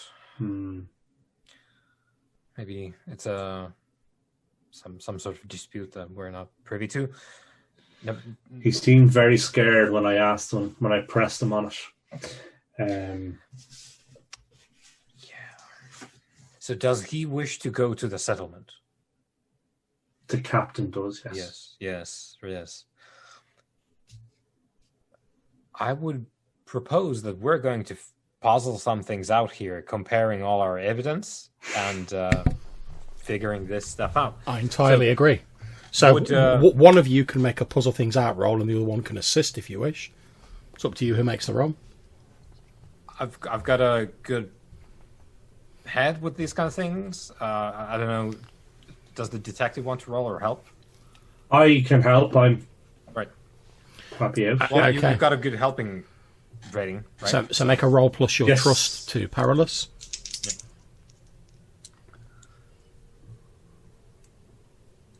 5. Sorry, is this a new scene or the same scene? This is the same scene. Okay, yeah, so 5. Okay, so what we're going to do here is I'm going to hold 1. You don't add anything to Perilous's roll, but obviously you can still make your roll to puzzle things out.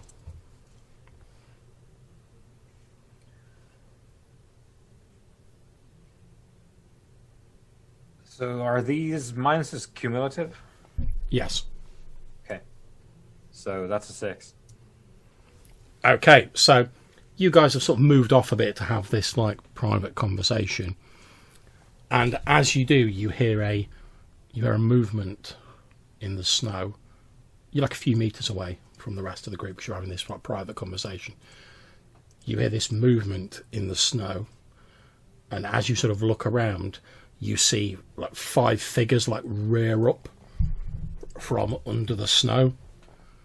And as you look at them, you see they're wearing like tattered sort of fur jackets.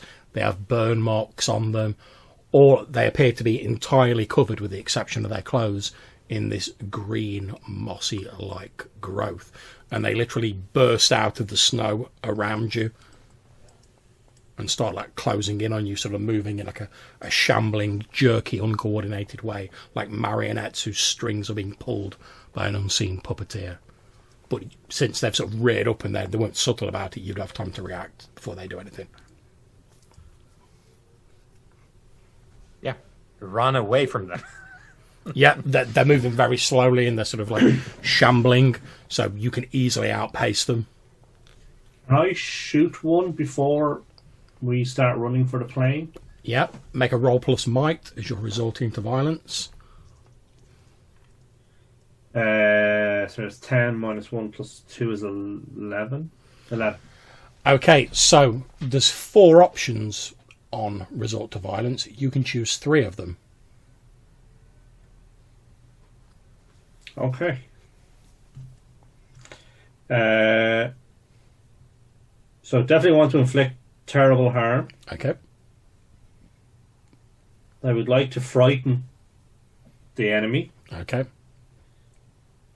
I don't really want to suffer a little harm myself, so how do I take hold of it? Taking hold would be like grappling with something, effectively.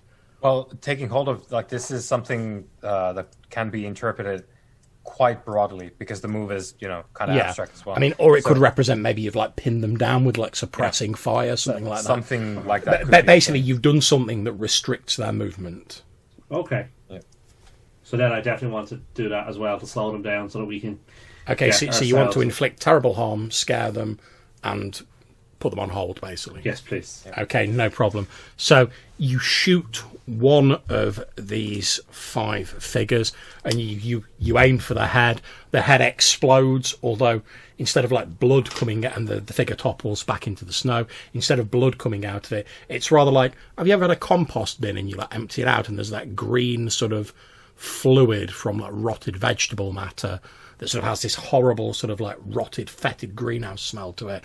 When the head explodes, just like this green goo of this like deep verdant green just like explodes out of its head, and the body drops down. The others are trying to shamble forward, and you're sort of like snapping off shots as you're falling back. You've not hit any of them in like a way that's like killed any of the other 4, but you're sort of like slowing them down because you're like shooting him in the leg and stuff like that as you're sort of like backing off like... So their movement rate is much reduced, giving you time, even though you're shooting, to back up to like, the hold where Wilkins has sort of like legged it to. Obviously, Slick, you've seen them move off and like have a little conversation as you were sort of like nipping your booze back, and then you've heard from outside the plane. What did you do, Slick? as you've heard these gunshots. Can I see them? Yeah, I mean, obviously the hole's like exposed to the elements, so as you look round, you can see these shambling figures, maybe about 20 metres away. You see like Wilkins like pegging it back to the hold. He's pretty much already at the hold, and you see Samuel like falling back, like. I'll brace myself by the door and take aim using my rifle. Of course. Distance and see if I can take out the closest ones. If this is some kind of attack from, I don't know, locals or. Okay, make a resort to violence roll, which is a roll plus might. That's good because I actually have some might with it. That's a 9. No, it's a 10 because of a better plus, but -1 because of the scene, so it's 9. Okay, so you can choose 2 of the options from the resort to violence. So Move. which I've got up here. Handy dandy thing. Okay, where are you? Resort to violence. I haven't resort to violence in a long time. Needs must. I inflict terrible harm. That's basically like, I'm going for the kill shot. Yeah, I'm going for the kill shot. I ain't messing around. Like, you know, they're not part of the team. They're coming at us aggressively. Obviously, I mean the things chasing us, not Wilkins and Hart. Through the scope, can I see better what they are? Are they? They appear to be, you assume, given there's 5 of them, that they're perhaps the crew of the ship. You see they're wearing like the sort of slightly scorched and burnt remnants of like these like furry jackets in a similar way to the Doctor's standard Arctic gear, but their entire body, their facial features, everything is covered in this thick coating of this green moss. Right. Okay. You notice looking through your scope that in some places on them, like the moss appears to be partially frozen, no doubt due to like the inclement temperatures. Although that doesn't appear to inconvenience some of those. Several of them are like stumbling because you can see like Hart's put like a number of bullets in like the legs of some of them, and he's detonated one which is like lying on the snow behind them. So the one I hit with my shot. Do I take this person out? Yep. So Hart, as you're sort of withdrawing, you hear from behind you, hear Slick go, "Hart, duck!" And you like duck your head down. Then there's this, and the one who's nearest to you, his head explodes again in a shower of this green, foul-smelling goo, and it takes like another step, and then just falls to the ground, goo leaking out of the ruined hole of its neck. Okay. And obviously, you still get to choose a second thing from the list. Slick. I thought I'd get 1 with a 9. No, it's choose 2. 2, okay. I impress, dismay, or frighten my enemy. That's the air. Okay, no problem. So you crack off another few shots, and as you do, you notice that like the figures slowly start stumbling backwards, again still in this jerky, uncoordinated manner, but they start stumbling backwards away from the plane. And then obviously like Hart, you've made it back to the hold of the plane. You can see like the Doctor's like sort of like he's gone like pale, and he's like pointing in the direction of these things, and you can see like Wilhelm has got like a pistol out. You don't know where he got it from, but he's also cracking off a few shots at these things as they retreat. Okay. So does Wilkins look like he's only got a short ranged device, like sidearm? I don't know where you're getting this from. I don't have a pistol. You have no weapon at all? Well, I do have a rifle. Oh, okay. For some reason I thought 2 of us had rifles and 1 of us had a pistol. Yeah, that's true. It's Hart. Hart has a Right, okay. 38. Cool. Yep. Cool. So got mixed up there. So Yep, I'm yep. going to call Hart over, and what I'm going to do, John, to sort of help balance the scales here, because have I managed to siphon any of the fuel at this point? Yeah, you've siphoned a little bit of the fuel, yeah. Right. Okay.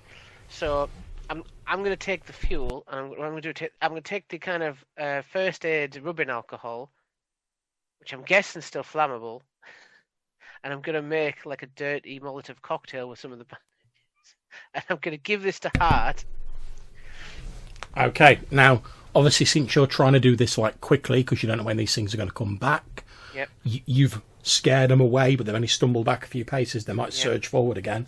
So what you're going to be doing is you are going to be acting under pressure, because you're trying to do this quick. Acting. So it's a roll plus reason. Oh man. Because you haven't got time to like, oh, carefully take this and I'll do this. You're just like, Okay. Okay, so that is again a 9. Oh, -1. I mean 8. okay. Oh boy. So, with a 7 to 9, you flinch, hesitate, cave or stall. The GM can offer you a worse outcome, a hard bargain, or an ugly choice. So what I'm going to say is, I'm going to say, if you want, you can either choose not to go with the Molotov, and that's fine, nothing will happen. Or you can choose to go with the Molotov. The Molotov will be made, you will hand it to Samuel Hart, it will be thrown, it will do everything you want it to do. However, whilst you're doing that, unbeknownst to you, you will have accidentally, due to the cold, etc., and the adrenaline of what's going on, you will have accidentally like spilt some of this alcohol, which will like leak into the fire, causing like the fire to spread a little bit. I'm not saying that the whole plane's going to go up in like a massive conflagration, but the fire will get a little bit out of control. The fire that the doctors sat around. What's the third option, John? An ugly choice. That is the ugly choice. Oh, that is the ugly choice. Okay. You can make you can choose to go like, actually, I haven't got enough time to make a Molotov, and nothing will happen. Or you can make the Molotov, all that will go fine, but the fire will get a bit out of control. Yeah, I'm going to make the Molotov. Okay, yeah, so quickly, you grab this rubbing alcohol, you jam a rag into it, you get like your Zippo lighter out, you hand it to Hart, it's good to go. Unbeknownst to you, though, as you've sort of like, you've done that, you've spilt a little pool of this rubbing alcohol, which like dribbles across the snow into the fire, and we'll get to that in a moment. But Hart, you're handed this like improvised like Molotov cocktail by Slick, who just like shoves it into your hand. There's the little rag poking out the top of the rubbing alcohol bottle. He like hands you a Zippo lighter with his other hand. Okay. Are these things still in range? Yeah, they've only staggered back a little bit. Yeah. Yeah, it would feel rude not to throw it at them. Okay. So, because the roll's already been made for this, you don't have to make a roll. Okay. The condition was that if he took this ugly choice, the fire would get out of control, but the Molotov would do everything he wanted it to do. So, are you throwing the Molotov at one of them, or are you throwing it in the middle of them? I guess I want to knock one out because there's 3 left, right? Yeah. Are they close enough to get multiple ones, or do we think that we'd only get one properly? You think you'd only get one properly, or you could throw it in the middle of them and potentially damage them all, but the damage might be a bit lessened. I'd rather take one out fully. Okay. So, since you took the ugly choice, Slick, what happens is, Samuel, you pull your arm back, you hurl this Molotov at the nearest of these creatures. It hits it. The thing's engulfed in flames. There's this horrible sort of screeching scream and this like hissing of almost like escaped gas as it sort of flails around on fire. And in flailing around on fire, it like bumps into the other ones and also sets them on fire. And after a few minutes, there's like these 4 figures still like shambling around, but just like flames have engulfed them. There's like trails of black smoke wisping off them. They're not getting any closer to you, but they're still like moving around. Whereas you know, because you've seen some things on the theatre of war. You know that like when someone gets burnt like that, the shock, never mind the burning, the shock of the pain normally like disables someone like very quickly. Whereas these things, perhaps not feeling the pain, they carry on like staggering around even as they're burning, until after a few minutes the fire's obviously consumed enough of them that they can no longer move, and they're pretty much like lying in the snow, the flames consuming the last of their tainted flesh. However, as you finish doing that, from behind you, you hear a... And as you look back, you see the Doctor almost like in cinematic slow motion. He's like, "Look out!" And he points at the fire. And as he points at it, you see this thin like pool of clear liquid run into the fire. And as it does, the fire goes and briefly like flares up, catching a few of the go bags that are hanging, and the sort of the gauzes that are hanging on the sides of the hold, they instantly catch fire. In the brief sort of flare up and the heat you feel, the Doctor is like thrown backwards and like lands on his back in the snow. Wilhelm is also thrown to the side by the concussive force. Luckily, none of you guys are near enough to be hit by it, but both the Doctor and Wilhelm are now like lying in the snow, like groaning, like trying to pick themselves up. And you can see that several of the sort of more burnable bits inside the hold are now on fire. Like some of the scattered like wooden crates have caught fire. The go bags in the sort of holders on the side have caught fire. And you're pretty sure, like, if you don't take immediate action, like, pretty soon the whole of the plane's going to be ablaze. Yeah, I'll be like, my bad. Okay. My bad. I'll start trying to, get it under control. Okay, so since you're on a clock with this, you are again acting under pressure. Roll plus reason.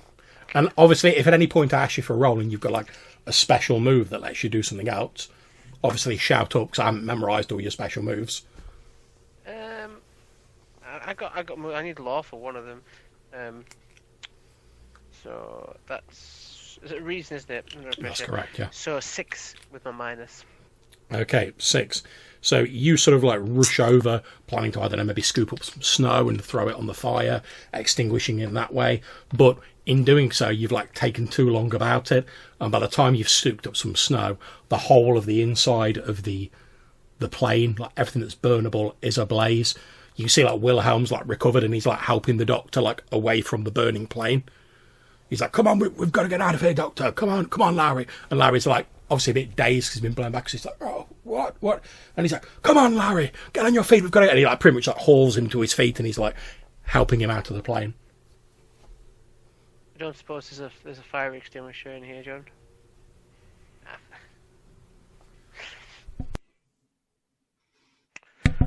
Okay, so you've dealt with these like creatures, whatever they are. They've burnt to nothing, like ash and black and soot in the snow.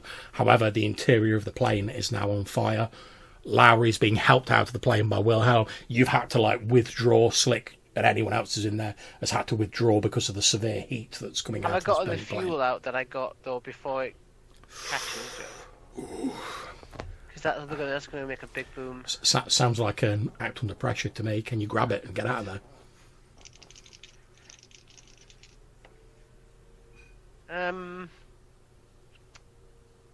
Unlikely.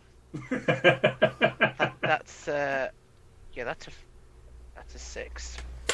Okay, so you sort of like go, oh no, the fuel, it's gonna, and you run in and you're just about to grab hold of it. I'm just checking my dice were able. My dice actually have numbers that go above 10. Indeed. You're just about to reach out and grab this fuel canister.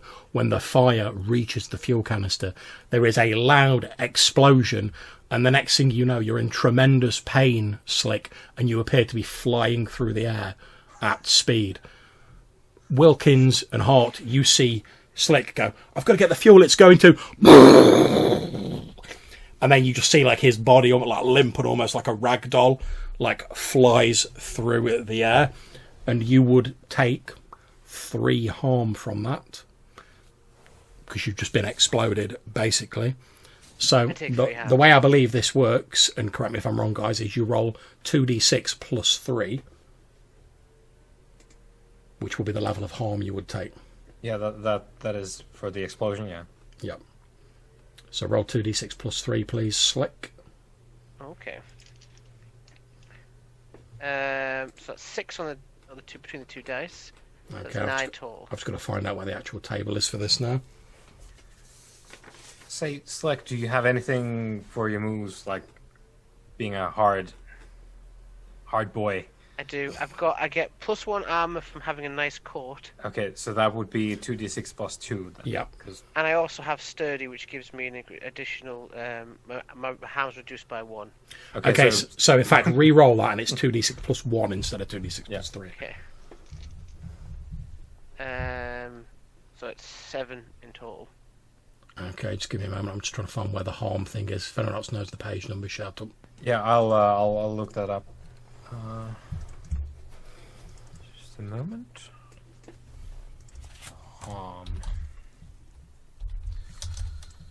So that would be 29, John.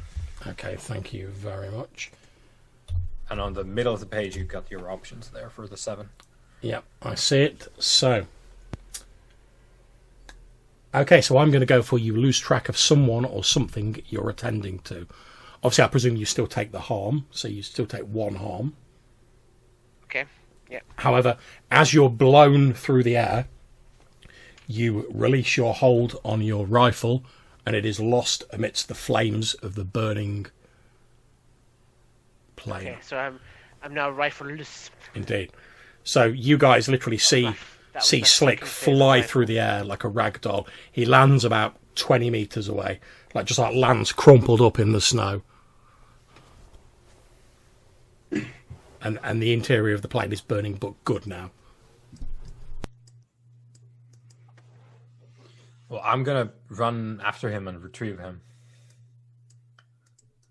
Okay, what level of harm are you on at the moment, Slick? 1. Okay, so he looks as though it's mainly the concussive force that's thrown him. There's a bit of scorching on him and a few cuts and bruises, but he's not in any immediate danger of death. He's just more sort of like shocked and dazed. Like I'm like on like a chair of, like I've got like a few feet of snow that's compacted up against my back as I've sort of like slid to a health. As I'm like, yeah. Wilkins comes over and he's like helping you up, and you slowly, like the ringing in your ears is starting to die down, and your vision's starting to unblur, and you can see sort of like over Wilkins' shoulder, you can see the burning wreckage of the Tin Whiskers. I'll start to help pick myself up. I think, unfortunately, Wilkins, the plane may be a no-goer.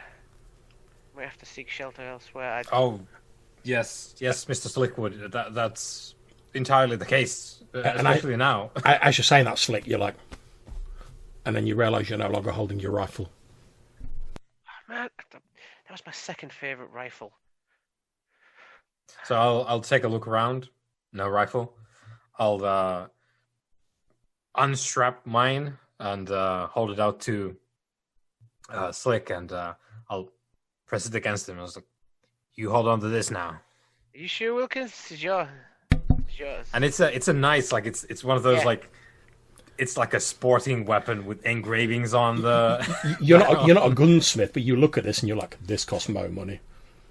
Yeah. I'll just like, we'll take good care of it. Just you can even identify the wood that was made. Indeed. And as Wilkins says, take good care of it. I'm going to suggest we have a short 5-minute break here, guys. Use the facilities, etc. Refresh your drinks.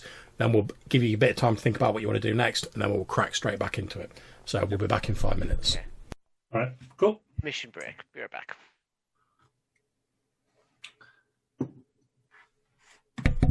And just to let you guys know, effectively we're now going into a new scene, so your minuses will no longer apply. What? yeah, that's wonderful because that is crushing. Yeah. Those penalties on this scale are just. Woo. That's the thing. Whilst the game may have less of a tendency for people to like flip out like they tend to in sort of other Mythos games, as you start stacking up those penalties from like shocks and injuries, it just makes it vastly more likely you're going to fail checks. And obviously, the more checks you fail, the more like hard GM moves I'm going to be doing. So the more things tend to take an unfortunate turn. To put it mildly. It's a death spiral. Yeah, And, pretty much. And this was just like us being scared, right? We're not even like we're not at the cosmic horror stuff because that might just like knock you out in one. Indeed. Okay, so the Tin Whiskers is burning. The Doctor has been helped out by Captain Wilhelm, and effectively all of you are now stood in the snow. The snow's whipping down. There's a high wind, and you're standing in the silhouette of this now pretty much entirely burning plane. How far are we from the base camp, John? You're a long way away from the base camp. Okay. The nearest place you could get to would be the small town you passed, and even that's like 3 days on foot. The mining village? Yes. Okay. So, what do you want to do? You see that Dr. Lowry's still obviously like a bit dazed, and as Wilhelm's like helping him out, he's like, "At least we've got those. At least we've got those sleds. We'll soon be out of here in no time." And the weather, the snow is coming down heavy. There is a chill, biting, strong wind. So are we absolutely certain that these bodies are not moving anymore? They're not moving at all. They are little more than like Yeah. blackened bone and crispy bits. Right. So, well, the only thing we know is that there's a settlement that way. We don't have the sleds. I will have explained this as we become aware of the fact that they're gone. You sort of say that the doctor doesn't really seem to get it, but he still looks very like dazed. And the Wilhelm sort of leans over to you a bit, lowers his voice, and he's like, I think he hit his head when he fell. So, we're going to walk to the sleds now, and The doctor's like, oh, good show. As he's like, Wilhelm, one arm around attend- Wilhelm. yeah, attend to the good doctor, and I will he just seek gives to you a lead nod. us through this. He nods, gives you a thumbs up. So, depending on how we want to do this, if Samuel or Hector have something to do, I've got basically all we need to survive here for a trek. So I've got tents, I've got basically all the camping gear we need on my in my pack here, so we can survive out here. But do you guys have anything you want to do?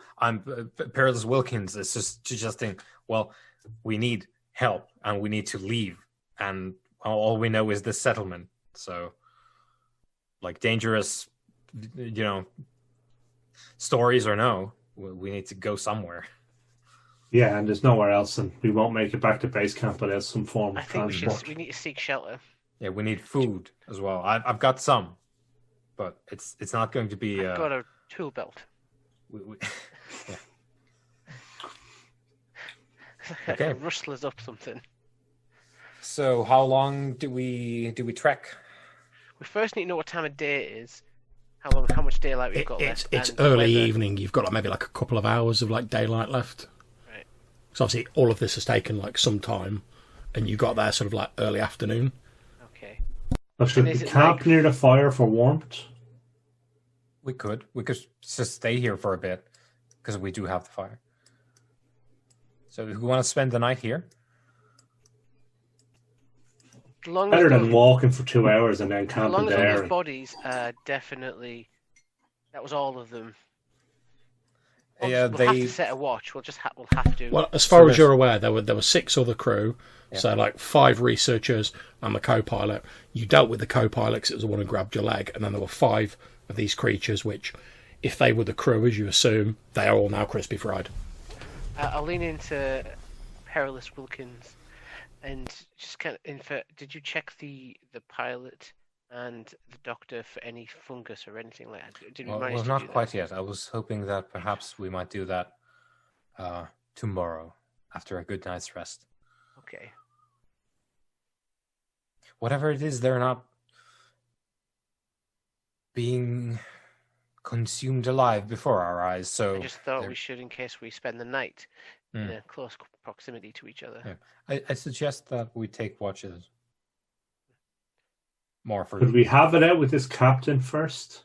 yeah, sure. So Wilkins will be setting the whole thing up while you Yeah, guys so, shake so, down so the you've, captain. you've set up a campsite like a short distance away from the burning wreckage, but near enough so you're still getting like heat from it. You set up the camp. The captain has sort of like sat the doctor down. Like basically, as soon as you've got like the tent up, he's basically like tucked the doctor in it and sat him down. He's like made sure he's like not in any immediate danger of keeling over, and he's I'm like, gonna- I think that's the best I can do. I'm not a doctor. And then he sort of like leaves him sat up. The doctor still looks a bit dazed, but he's slowly recovering. I'm gonna try and find any parts of the plane that isn't on fire, and see if I can help like construct like a bit of a windshield around around our area. Okay, do you have any like special move that would aid with that? I don't. Well, I do. I need law, but I don't have any law. I've got a tool belt, the sort of tools. If Okay. that helps. So for me, that sounds like you're poking around in the wreckage, so that's a roll plus look. Roll plus look. Like Now, I say, this is a different scene, so no minuses. excellent, because that's a 10 then, dead on the nose. Okay, so on a 10, you can choose one of the following. You can find one good item. You can find which is my choice, what it is. You can find a minor item, which you get to choose. You can find a clue, which gives you a +1 when you act on that clue, or you can pick one of the 7 to 9 options. It's up to you. I want one good item. I want a good item. I want something good in this scenario. Something good and green in this world. Okay, one good item. I know it's my choice, but I'm going to throw it open to you guys as a group. What would you consider to be like a good item to find in this wreckage? Like a secondary, for whatever reason, spare radio kit. And that would be, I mean, that's reaching, but I would opt out of that. Yeah. That's the definition of good for us. It's an implausibly good item to find because of how good your roll was. So yeah, you actually find sort of just before the fire consumes it and you're not able to like poke around anymore, you actually find like a small reserve radio, but you see like the battery pack that's with it is quite badly damaged and it's been like leaking a bit of the sort of battery fluid, so you're not sure how long it's going to last for. But it is a workable radio. I can fix that, don't you worry. And you don't really know what the range is, because obviously it was meant to be plugged into the console to replace the existing one if it got damaged. But you're like, maybe I can sort of rig it up with this battery pack. I'm not sure how long it'll last and what the range will be, but it's better than no radio. No one has taken an axe to it. So. No. So yeah, you've got this little radio and you've got like a damaged battery pack to go with it. Well, I didn't find much shelter, but I found this in the back, a little backpack. You've got a semi-working radio. That's a plus. Yeah, that's wonderful. The closer we get to the base, the more likely it will be probably that we can reach it. So, wonderful work, Slick. Well done. Here's a can of beans. Yes! That's it. Perilous Wilkins knows how to treat his people. Yeah. You get some beans, you get some beans. And you get some beans. Can I see the captain's face when the radio is discovered? You can indeed. And if you would like, normally you have to do it by a conversation one, so you can make a read person roll, because you're like watching him and you know how to pick up on these subtle clues. That's reason, is it? It is indeed. Let's roll plus passion to read a person. Oh, passion. 7. So you can ask one question from the read a person list. And obviously, if you think of something that's like not quite 100% that's on the list, feel free to ask. The worst I'm going to say is, no, you can't ask that. And as long as it's not ridiculous, I'll probably just go with it. If it is ridiculous, it's a 50-50 chance. What aren't you telling us? Okay, you see, as he sort of, as a Slick comes out in his moment to triumph, and he's like, "We've got a working radio. I think I can get it working," and whatever. You see that the captain Wilhelm, he gets like this look of like shock on his face, like he'd obviously forgot or didn't know there was like an emergency like backup radio, and he quickly covers it up. But you see like a look of shock and dismay briefly like flicker across his face. So you get the feeling he's not too keen on the fact that you found this emergency radio. And he'd rather you hadn't.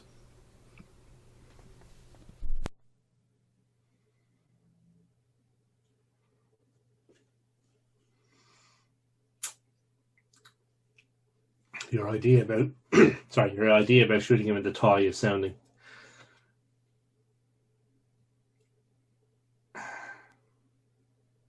Okay, so by the time Slick has found the radio, you've pretty much got like the campsite set up. Wilkins, the doctor's like, you've just basically set up like one big tent, because obviously sharing body heat is potentially a vital thing in this situation, and you would know that as an explorer. So you've just set up like one big tent, you've got all your supplies in it, etc. The doctor's like sat down in there, you've got the beans I've on. got sleeping bags and everything. We're good to go. Yeah, pretty much like Wilkins is like, don't worry, I've got this. That throws his like his backpack down, and he's like pulling out a tent, sleeping bags, like, you know, those sort of like Arctic blankets you lay over yourself, like extra pairs of socks, gloves. Beans. Yeah. He empties a secondary rucksack and just like cans of beans cascade out of it like it's some sort of bag of holding. Yeah. So we're good to go for the night. Okay. So you mentioned potentially setting up watches. I'll take the first watch since I technically burned the plane down. Okay. It was a group effort, but I technically set them. Okay. So I also, before we do that, I'd like to we'll have a chat and agree what we're going to do with the radio, because the captain is That's fine. unhappy. Feel free to have a chat about it. So I think we need to not let the captain anywhere near the radio. I believe he broke the radio in the cockpit, and he looked unhappy when he realised we'd found a second. And it would be unfortunate if he managed to break the second one. I also don't know how long we can have him in our party if we can't trust him.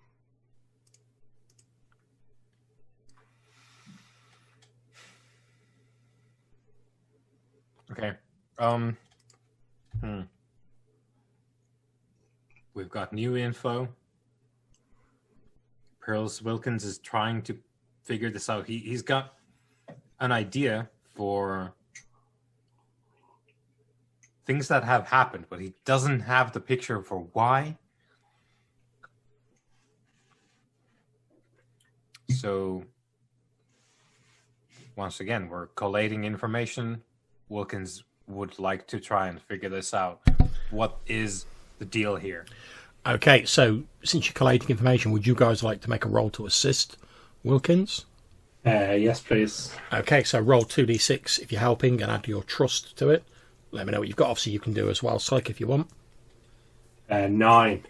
Okay, so that's a +1, 8. and that's a +2. Come on, Wilkins, old boy.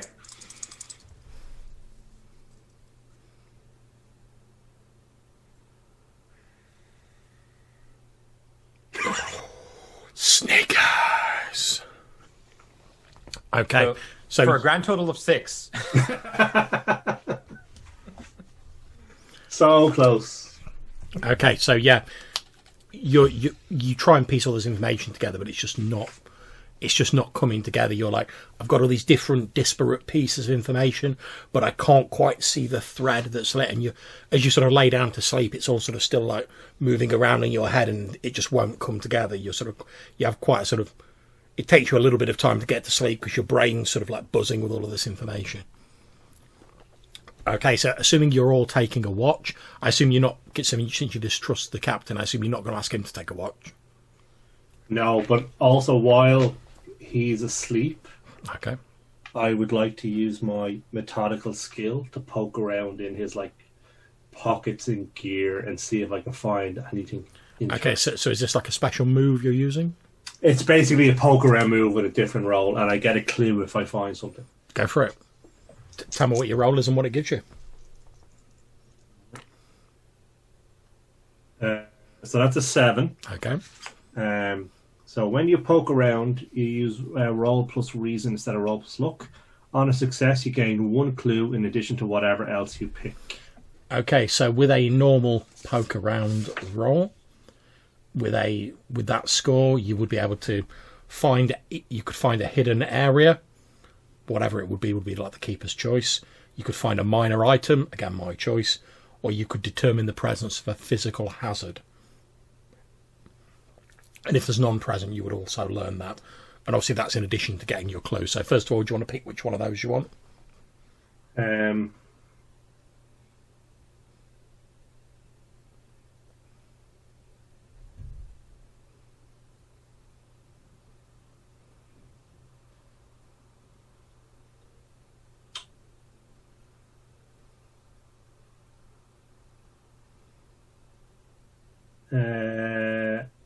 I guess the hidden area or threshold. Okay, so it's a little bit of a cheat on my part because it's not like an actual area, because I don't think that's really feasible. However, as you're sort of like quietly like poking around next to the sleeping form of Wilhelm, you see that he's sort of like in his jacket. He's lying on his front, but he's obviously got like some sort of like object concealed in his jacket, and he's like lying across it. And as you sort of like obviously you don't move the whole thing to wake him up, but you just manage to like pull back the edge of his jacket, and as you do, you can see the edge of a fire axe poking out of his jacket. Okay. And then you also receive a clue. So as you're sort of like pulling back the edge of his jacket, first of all you see the edge of the fire axe, and then as you sort of like pull it back, just like a bit of his like shirt falls open, and you see that his entire chest is covered in this green moss. Okay. Okay. Very interesting. Obviously, you feel you're free to relay that or not to your companions as you see fit. Okay. So now I have a question about lore.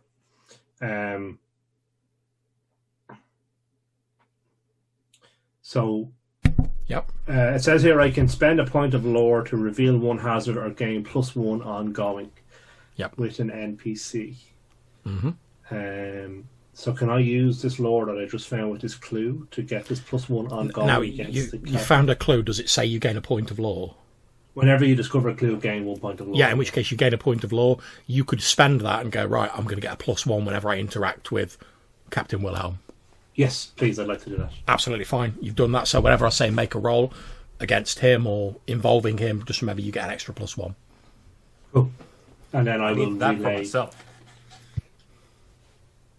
I'll relay that information to. Whoever's next. I guess Perilous is next on watch. So when I go to sleep and he wakes up, I'll tell him before I fall asleep, and then we'll tell Slick in the morning. Yeah. Okay. So the plan is not to do anything during the night, but then do something once we've all rested. Yeah. Okay. Well, yeah. Well, I guess we can talk about it if you want, but that was kind of what I told you. Yeah. So I guess we would have had a discussion, something along the lines of, Mr. Hart, how do you feel about, well, putting the captain down? It feels like it would be a mercy, really. Mm-hmm. I agree. It's strange that it has affected him differently to the rest. And That seems quite unfathomable. But also, whatever else he might be, the man that he was, we can only deduce is in terrible pain, as witnessed by the corpse that Hector dealt with. I only wish that I had a deeper understanding of what this thing is. The doctor might be compromised as well, but he remains quite addled, and perhaps that means that he is not, in fact, because the captain seems unfazed. Yes, but the captain is also, he's acting to make us less suspicious, which, now I'm no scientist, but if this was some sort of plague or would he act that way? It seems to have there be some kind of intent behind this seems, well, peculiar in the extreme, and to ponder on its origins, I wouldn't know where to begin. But clearly he is intent on leaving, and for us to assist him in doing so. Yes, and to get to the miners' village, which I think he can't make it there with this infection. No, not at all. Not to spread it. It would be unconscionable, and well, it would also mean that we won't make it back. I think if we can't get help, eventually, well, beans only carry a man so far, Mr. Hart. Should we dispose of him in his sleep? Silently. Would you rest easy afterwards? It would be a mercy. Are you a religious man, Mr. Hart? I'm not. Too many years on the battlefield have... I've seen too many things in this world to think that we are capable of understanding these things. Never mind what they say. Well, regardless, I'm no priest. I've no scriptures with me of any kind, and this would not be the first. So I send forth with hopes that whatever waits on the other side is rather more pleasant than our current circumstances, Mr. Hart, and well, if I would assist you in these endeavors, though I feel that my days of actively perpetuating these acts are a little bit behind me. I'm not as strong as I used to be, Mr. Hart. And I feel like whatever this is, it will grant the captain there some vigor that might be a bother.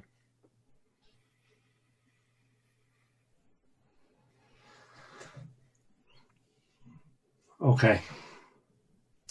So we're agreed. What I'm saying is, Mr. Hart, you tell me where to put these hands of mine and I will do it. Okay.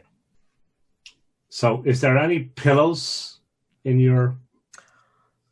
Probably some, whatever the sort of travel version of that would be. Okay. So I guess what I really want to do is basically take a pillow and without touching him or his skin, and probably with a pair of gloves on, is to try and smother him in his sleep. And I presume you're assisting with this, Yep. Wilkins? Yeah, I would. Okay, no problem. So, can you make me a help roll, please? Yep. Okay, so that's that. Finally. Finally something. So I've got 10. So +2. Okay, so you get +2 and you get your additional +1 for acting against him, so you're on +3. So this is an act under pressure roll. So it's a roll plus reason, and you get +3 to it. Okay. So 7 + 2 is 9 + 3 is 12. Yeah. So the two of you basically creep up to the unsuspecting Captain Wilhelms. You're like pinning his legs down. Samuel like leans over and putting all his body weight on it, but like making sure not to touch him. Presses his pillow down on his face. Obviously, as soon as like his breathing is interrupted, he sort of wakes up and he's like, and his legs start trying to move, but you both got him pinned down. He can't move. He struggles for like a few moments, but because you're muffling the sound, it doesn't even like wake the nearby doctor. And after a few moments of his legs like sort of trying to kick, but you holding them down, Wilkins, he's struggling to get weaker, and then stop. And I'll hold up a hand and point at Hart, like we need to make sure now. And I'll like continue leaning on the legs, like because we saw what happened to the corpse. So. Yes. Yep, you're still like leaning down on this pillow over his face. You're still holding the legs, and he's just stopped moving. Guess I'm just outside keeping watch at the Yeah. moment, just like scanning, enjoying the warmth of the fire.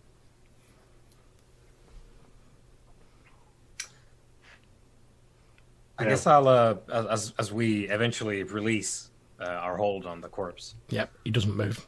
I'll whisper more to myself really than anyone else, like, go in peace.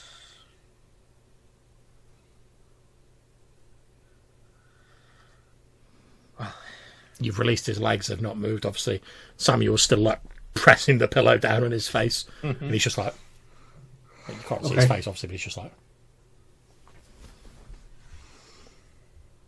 So what do you do? Now, it feels like he should be removed from the tent. Quite. Um, Again, I'll get the legs. I'm already there. Yeah, you just like... Yep. Back in. Yeah. So Hector, we come out with the corpse, I think. Okay, so you both sort of like... Obviously, you've got gloves on you. You're making sure not to like touch him.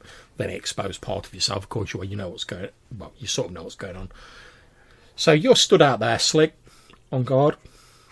It's been quiet. Not much happening. Just monotonous white scenery, snow falling, cold wind. That's what I like when it's You've been quiet. scanning the horizon through the like scope of the rifle that Wilkins gave you. Beautiful weapon. You thought you heard a bit of rustling from inside the tent, you know. Nothing too loud, maybe someone just moving in their sleep. someone Everything's snoring. fine. Then all of a sudden, like, the tent flap gets like thrown open and you see like Samuel and Wilkins like carrying out what looks like the body of Captain Wilhelm. His face has like gone a bit like purple and he's like, Hector, the good captain has passed from this mortal coil, and we shall deposit his remains respectfully to... Is the fire still going, John? yeah. To the fire. Does it need to be burned? Yes, quite. does. I take it he had an He, unfortunate encounter his with- time had come. And as you're saying that, there is a sound from the body like someone opening a zipper. And as you watch, the flesh on the face of the captain peels back almost like a bloody flower, and what look like vines or perhaps tentacles emerge from the orifices on his face, nostrils, mouth, eyes, ears, and they sort of emerge and they like lash out towards the three of you. Well, that's not something you see every day. Can you all please make me a shock roll? So that is a roll plus reason. You still get a bonus for this, Samuel, because it's related to the NPC. Oh, nice. 11. 9. Okay, so with 11, you've seen some stuff over the last few days. You are like, In the last few yeah, hours. you're like skull peeling back, tentacles. Of course, you're fine. I No just- shock. I killed Act as a man, normal. and then he started Yeah. giving me a leg, and then walking corpses, aggressive mold. Meh. Okay, so with your roll, Samuel, you're at -1 to your rolls for the rest of the scene because you're shaken by this. Yeah. How about yourself, Wilkins? It's the same for me. Yep, so again, -1 to going forward for the rest of the scene, which blissfully for you guys will probably be the end of the evening. So it probably won't be too long. But yeah, these tendrils lash out towards each of you. Can you all please make me a roll to act? Well, how do you react first? You two are holding this thing as it's like... I just want to throw it into the fire. Yeah, Right? that would be like, oh no, and to the fire. Okay, so the two of you, can you make me an act under pressure roll? So roll plus reason. Okay.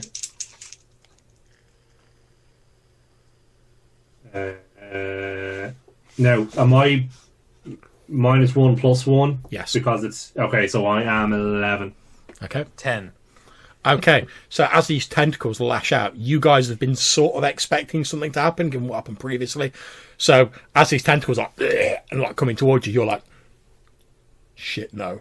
And you just lob this body into the burning remnants of the Tin Whiskers. It lands in the fire before the tendrils get anywhere near you, and there's this odd sort of high-pitched, like, squealing, sort of gas-escaping noise as the flames and the fuel consume the body of the captain. As I was saying, Hector, his time had come. Oh boy. You're muted, Hector. Hector, speak up. Shocked to the car.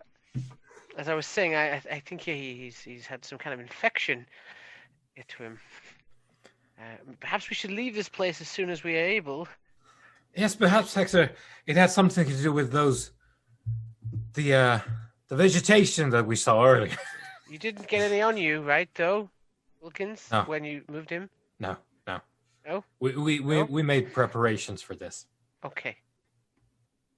you can see as you look at these two that, like, basically, aside from, like, that much of their face, like, every inch of their body is covered. They're wearing, like, gloves, big jackets. Gear. Yeah, they're, like, togged up. They're obviously like, Someone we are said not touching that. premeditated. Yeah.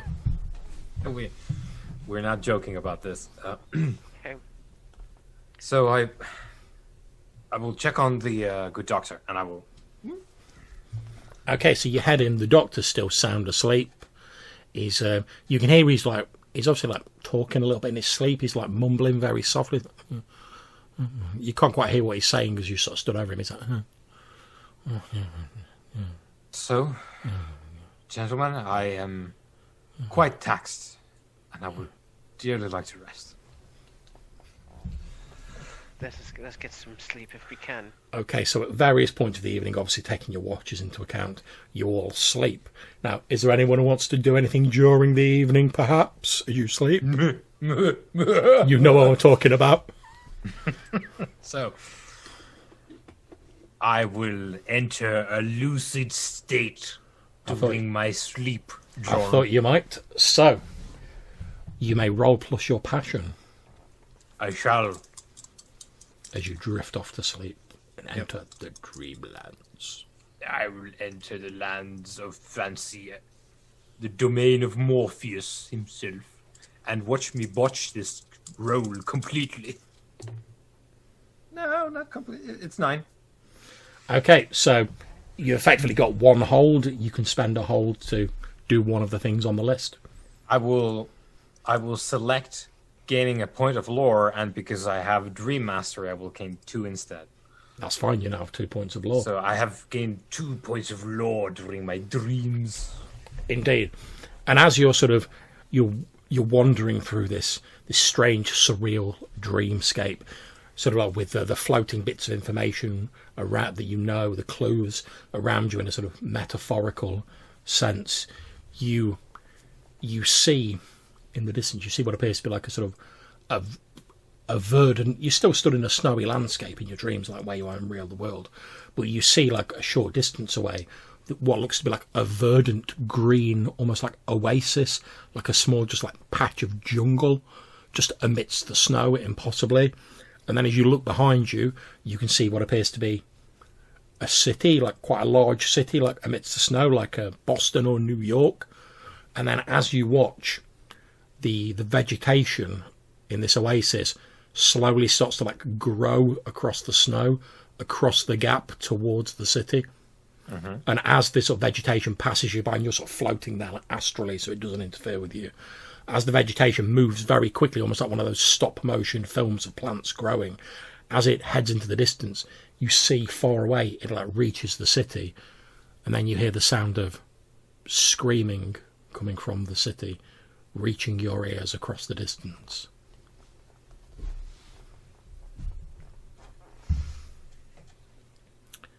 And the next morning, you all wake up. The weather appears to have got significantly worse. So, like, you'll all have to get up multiple times to like knock snow off the tent during the night. Otherwise, it will just collapse under the weight of the snow that's piling up on it. And I've been there in real life. It is not pleasant. So, the weather has got significantly worse. Visibility is down to like pretty much nothing. You're pretty much going on the fact that you know the rough bearings of this mining town. And yeah, I guess I would have oriented the because it's not my first expedition. Yeah. So I would have oriented when we put down for the night the tent so that the poles are like that's where we think the thing is. So we'll head that way in the morning. Yeah, and also handily because obviously there's very little like light pollution here apart from the fire. You're also able to use the stars to sort of orientate yourself due to like the clear sky. So you're like in the sort of evening, you're like, right, okay, I'm going to set up the tent. So if we come out of it and head in a straight line, that's us pointing in the right direction. And it's very lucky you did that because you think if you hadn't made those preparations, when you woke up in the morning, you would not have had a clue which way to go. Yep. And obviously, by the time you wake up in the morning, the fire on the plain has died down as the snow falling has like blanketed it, and it is just a charred mess, amongst which you can just perhaps glimpse a few of the charred bones of ex-Captain Wilhelm. and you are all awake in the morning. The doctor has woke up. He appears a little bit shaky, but he's sort of like, he appears to have like recovered his wits. And obviously the first thing he asks is like, where's Wilhelm? Mr. Hart, would you help me with the good doctor? We will proceed from the tent. Mm-hmm. So the idea is to assist him outside the tent. Yep, you help him out of the tent, and obviously you've got time to like pack everything up and whatnot. That's fine. Good doctor, I know that this is highly unusual for you and unpleasant as all get out, as I believe they say in the States. As well, I wouldn't know about that. I need you to disrobe until you are completely disrobed, Doctor. Okay, I think this is definitely going to be a convince roll. Because you're basically like, I know we're in the Arctic, but would you mind stripping for me? So it's a roll plus affinity. Can I help? Because I'm... Yep, make a help roll. Obviously it's a new scene, so no minuses or anything like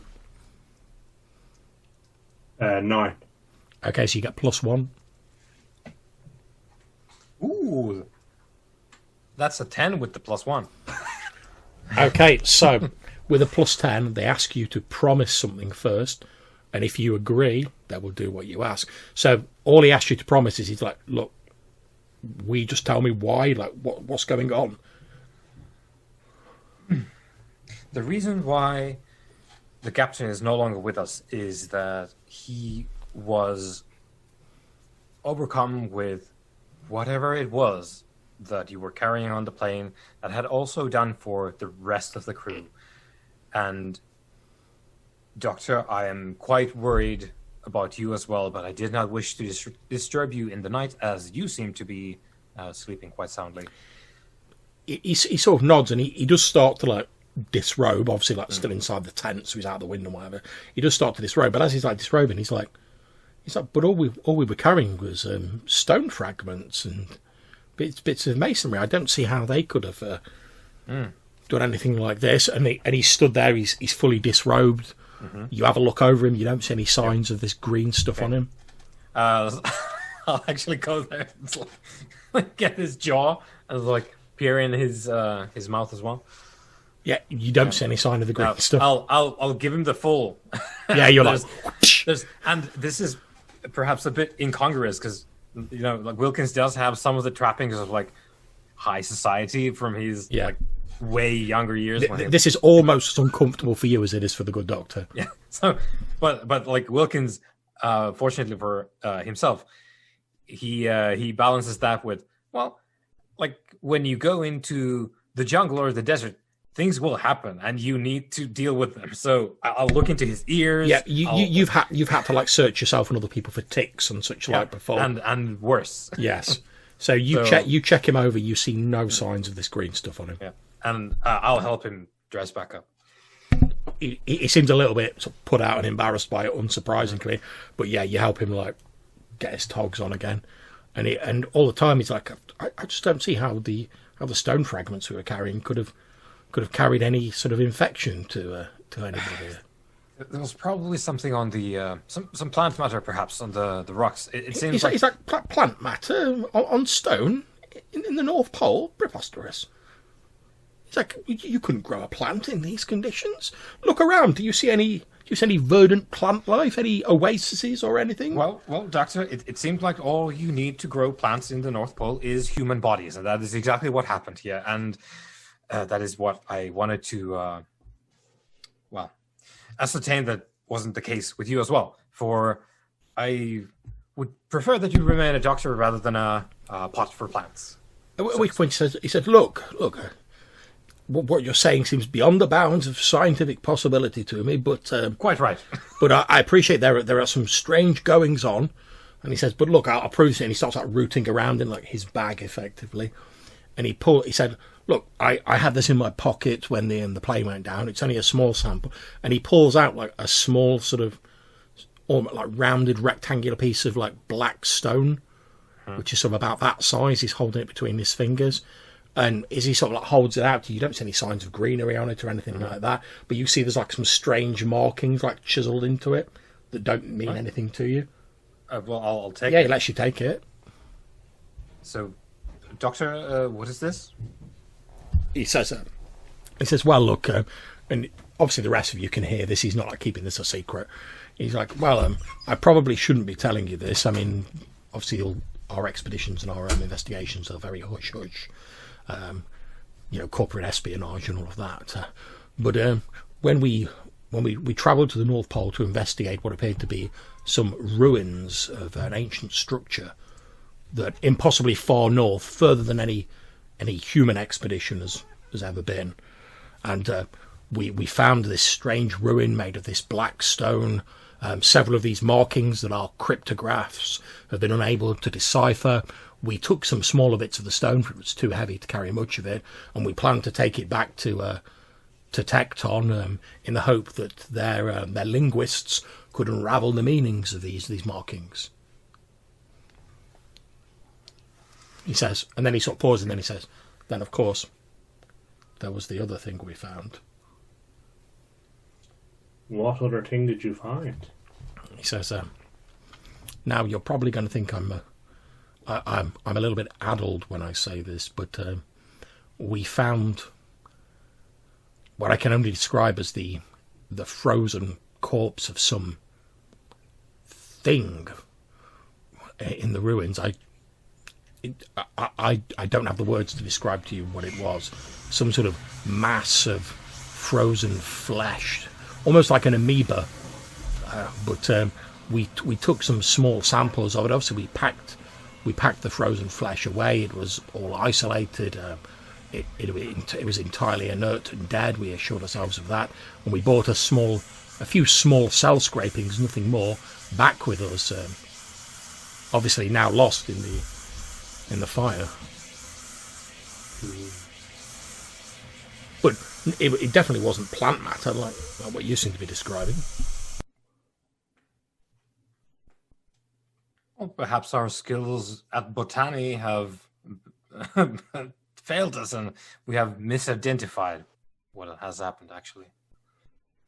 So if we explain what we've seen in terms of the tentacles, does that look like what he's seen? Now, what he's describing is effectively just like a big amorphous blob of flesh they found that was frozen, and they literally just scraped a bit off, like a few like little chips, put them in test tubes, packed them away, like all sealed in like locked containers, and they're bringing them back along with more of this stone. Okay. He says, you must understand what this means. It potentially means that there is an undiscovered civilization that had occupied the northernmost part of the world before, impossibly ancient, perhaps before humanity had even learnt to walk upright. That the possibilities for our understanding of science, if we can unravel this mystery, are I don't have the words to describe how much of a revelation it would be to the scientific community. Won't be much good to you if you're dead.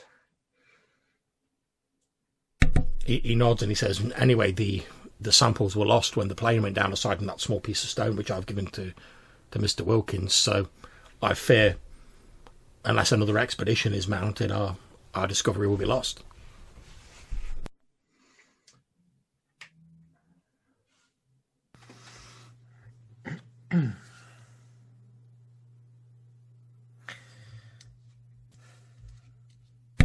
At this point, if anyone wishes, since you have additional information, you can now make another puzzle things out roll. Obviously, it's up to you who wants to roll, who wants to assist, that sort of thing. I'm happy to keep rolling, but if one of you wants to, that's fine as well. I think, judging from my rolls, I will be the assister. I will assist. Okay, so anyone wants to assist, roll plus your trust in Wilkins, and let me know what you get. 5. No bonus from you. 9. Okay, so you're at +1. Sorry, 8. Yeah, it's still +1. Come on, Wilkins, you've been absolute. Shake those beans. Yep.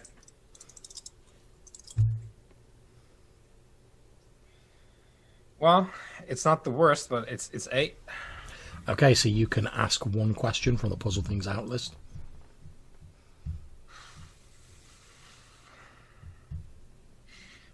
So to give you context, John, I'm asking this because I have information about the dream that I haven't told my compatriots here, because we know what happens to people who talk about seeing things in their dreams. Yeah.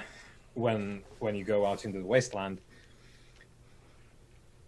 What should I be on the lookout for, given all that Wilkins knows at the moment? Okay, so what you think possibly happened is they bought these biological scrapings on board, and you've seen that Wilhelm was obviously infected by this plant thing, these spores, whatever it is.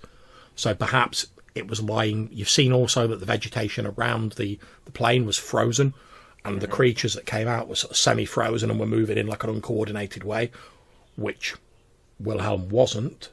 So you're like, perhaps maybe these biological scrapings had like spores on them, but they were dormant because they were cold. They brought them on board the plane. Maybe they like warmed up while they were like flying the plane across. And you've seen that when you tried to like throw Wilhelm on the fire, it reacted like explosively, like the tendrils coming out of his face. So you're like, maybe if something like that happened in amongst the cargo hold, maybe that was what broke apart the plane and caused it to crash. And based on what you think for your dream and the fact that Wilhelm was like, we should head for the town, definitely head for the town, that there seems to be some sort of motivating force or like will behind this thing. It's not just a plant, and that perhaps, as Samuel suggested, it's trying to get to like a population centre to spread to more people. And obviously it's capable of remaining dormant or revealing itself selectively, because Wilhelm, although he was obviously being influenced by it, until Samuel like saw a bit of the stuff on his chest, he didn't show any signs of like behaving strangely. Yeah. But obviously he did destroy the radio, and he was pushing for you to get to that mining town. Yeah, but acting more as a person under like some kind of suggestive effect rather than being a yeah. So you think rather than sort of like taking him over like the creatures that burst out of the snow, this thing seemed to be like lying dormant in him, but like influencing his behaviour. And you don't even, maybe he wasn't in full control of himself when he destroyed the radio. He might not have even remembered it. You don't know. So, good doctor, you are quite certain that there are no more samples of this? He says, well, like I say, the only reason this one has survived is because I had it in my pocket, one of the smaller samples. I suppose the stone fragments may have survived in the wreckage of the plane, since stone doesn't tend to burn. The biological samples, though, I don't see how they could have survived that conflagration. It's mostly the biological that I am. He says, no, I don't see how it could have survived. Gentlemen, it seems that our primary concern here is not, in fact, what has come upon us now here at this moment, but rather than that we at least my eye turns towards the horizon and the eventual second party being sent by Tecton.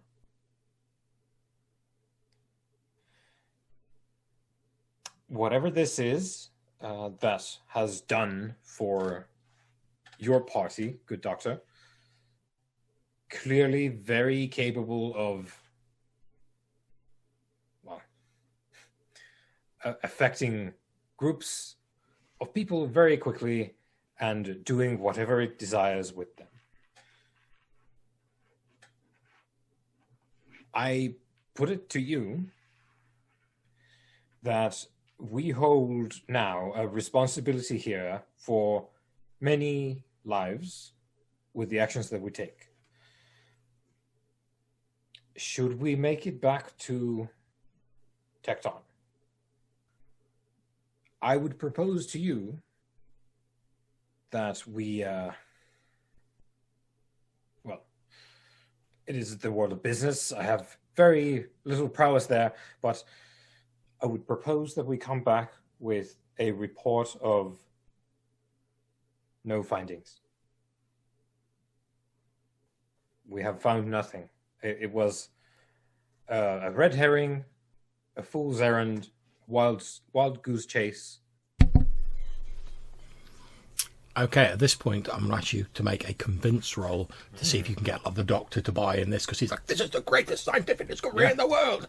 And you're like, we should just tell everyone there's nothing there. Can I assist? Yes, you can. 9. So +1. This isn't my forte, but let's see. Well, that's wonderful. So I'm at 8. Okay, so the doctor seems uncertain as you're sort of saying we should tell everyone there. He's like, but, and he's sort of, obviously you like giving him back a little bit of stone, and he's like holding it up, and he's like, but we can't simply leave this. We can't simply leave this. It's the scientific possibilities are astounding, and besides, even if Tecton doesn't send another group of people, that there are other companies, other governments that will no doubt mount their own expeditions, and they might get to this discovery first. And he seems to be like, because obviously Samuel, you're sort of like studying him and you know people, and he seems to be like more sort of bothered like he might not get credited with this fantabulous discovery, because obviously whoever discovers it names it, and they go down in the history books as like, I am the great discoverer of this scientific discovery, and he's like, someone else might come in from a different country and discover it, and we won't be able to like lay claim to it. So although he's like basically going like, oh, think of the possibilities for the future of humanity, you get the feeling he's more actually bothered. He's actually sort of going like, think of the fact I won't get the credit for this discovery. Think of the fact that, your name, if this was as bad as we believe it to be, and if, Captain Wilhelm would have been able to spread this infection through this village and onto, all throughout the world, and many thousands would have died, is that a thing that you would like your name associated with? The thought you mentioned, and the thought seems to horrify him, and he says, well, no, of course not, and I can see what you're saying, and were it possible to stop anyone else going there, I would of course agree with you, but as I say, even if Tecton doesn't discover this, it's only a matter of time before another country or another company go there. And then even if Tecton write the whole thing off and it delays it by a few years, eventually someone else will discover what we found. So what is your suggestion then, Doctor? He says, I don't know. I mean, a few days ago, all I was concerned with was getting our samples back to Tecton and delving into the most exciting scientific find of the millennia. And since then, I've been in a plane crash. Friends of mine, colleagues have died, and we're now camping out in a wilderness talking about the extinction of thousands of lives. I don't have a solution. This isn't the sort of thing I was prepared for. And he seems to be like sort of like a bit on the sort of verge of like getting a little bit hysterical. As he's basically like says in the past few days, he's gone from I've made the find of a lifetime, I'm going to be famous, it's going to be amazing, to like, oh my god, everyone's dead.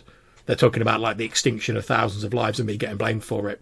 I'm sat near a burning plane that I was in. All my friends are dead, and we're going to have to trek through the Arctic to get to like a piss poor mining town. And obviously, you guys have been sort of tested in the field of battle in various situations. He has obviously not. He's used to working in a lab, so he seems like on the edge of like hysteria. Like his voice is getting notably like higher pitches. He's like, "Well, I don't know what we should. This isn't what I was prepared for."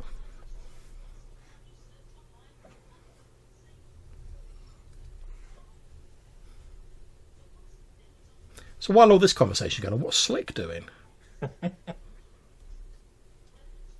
Taking himself off mute, hopefully. I am. So yeah, I've been outside. I'm guessing I'm still on watch. It's still only been a few hours. Well, no, this is like the next morning, so. Well, we've got options. We have options of what we can do. I've just been surveying the wreckage, seeing if anything else I can salvage. Can you make me an act under pressure roll? Roll plus reason. I mean, I can. If you want me to do that, John, I can do I do, that. because I've just spent my last hold. Maybe we should leave it for now. What was your roll? We should come back to that. I got a 5. Okay, that's fine. So you're sort of like... That's not fine. You're like, look, we should... Look, that's it. And as you sort of raise your hands and you're going like that, you notice there's like a strange sort of like burn on like the palm of your hand. Almost like you'd spilt some like very weak acid on like the palm of your hand. Okay. And you're like you go like that, and it's like a bit tender, but like you don't remember spilling acid on your hand. Has anybody else noticed me staring at my hand? Not immediately, no. Okay. I'm just gonna check over the rest of me, see if anything's there that shouldn't be. Now that's going to be more noticeable. You sort of going like that, not noticeable, but if you're like, no, because I'm gonna go off. I'm gonna go check the wreckage and see if I can find anything we Okay. can salvage before we head off. And then when I'm out of sight, yep. I'm gonna just assess the damage. So it just appears to be this burn. At first, it just appears to be this burn on your hand. Everything else seems fine. You check yourself over. However, as you're sort of looking at your hand, you notice you appear to have like a splinter sort of stuck in your hand, which is causing like the tenderness. I'll try and remove it, John. Yeah, that's fine. You pull it out and it actually appears to be like a thin sliver of metal.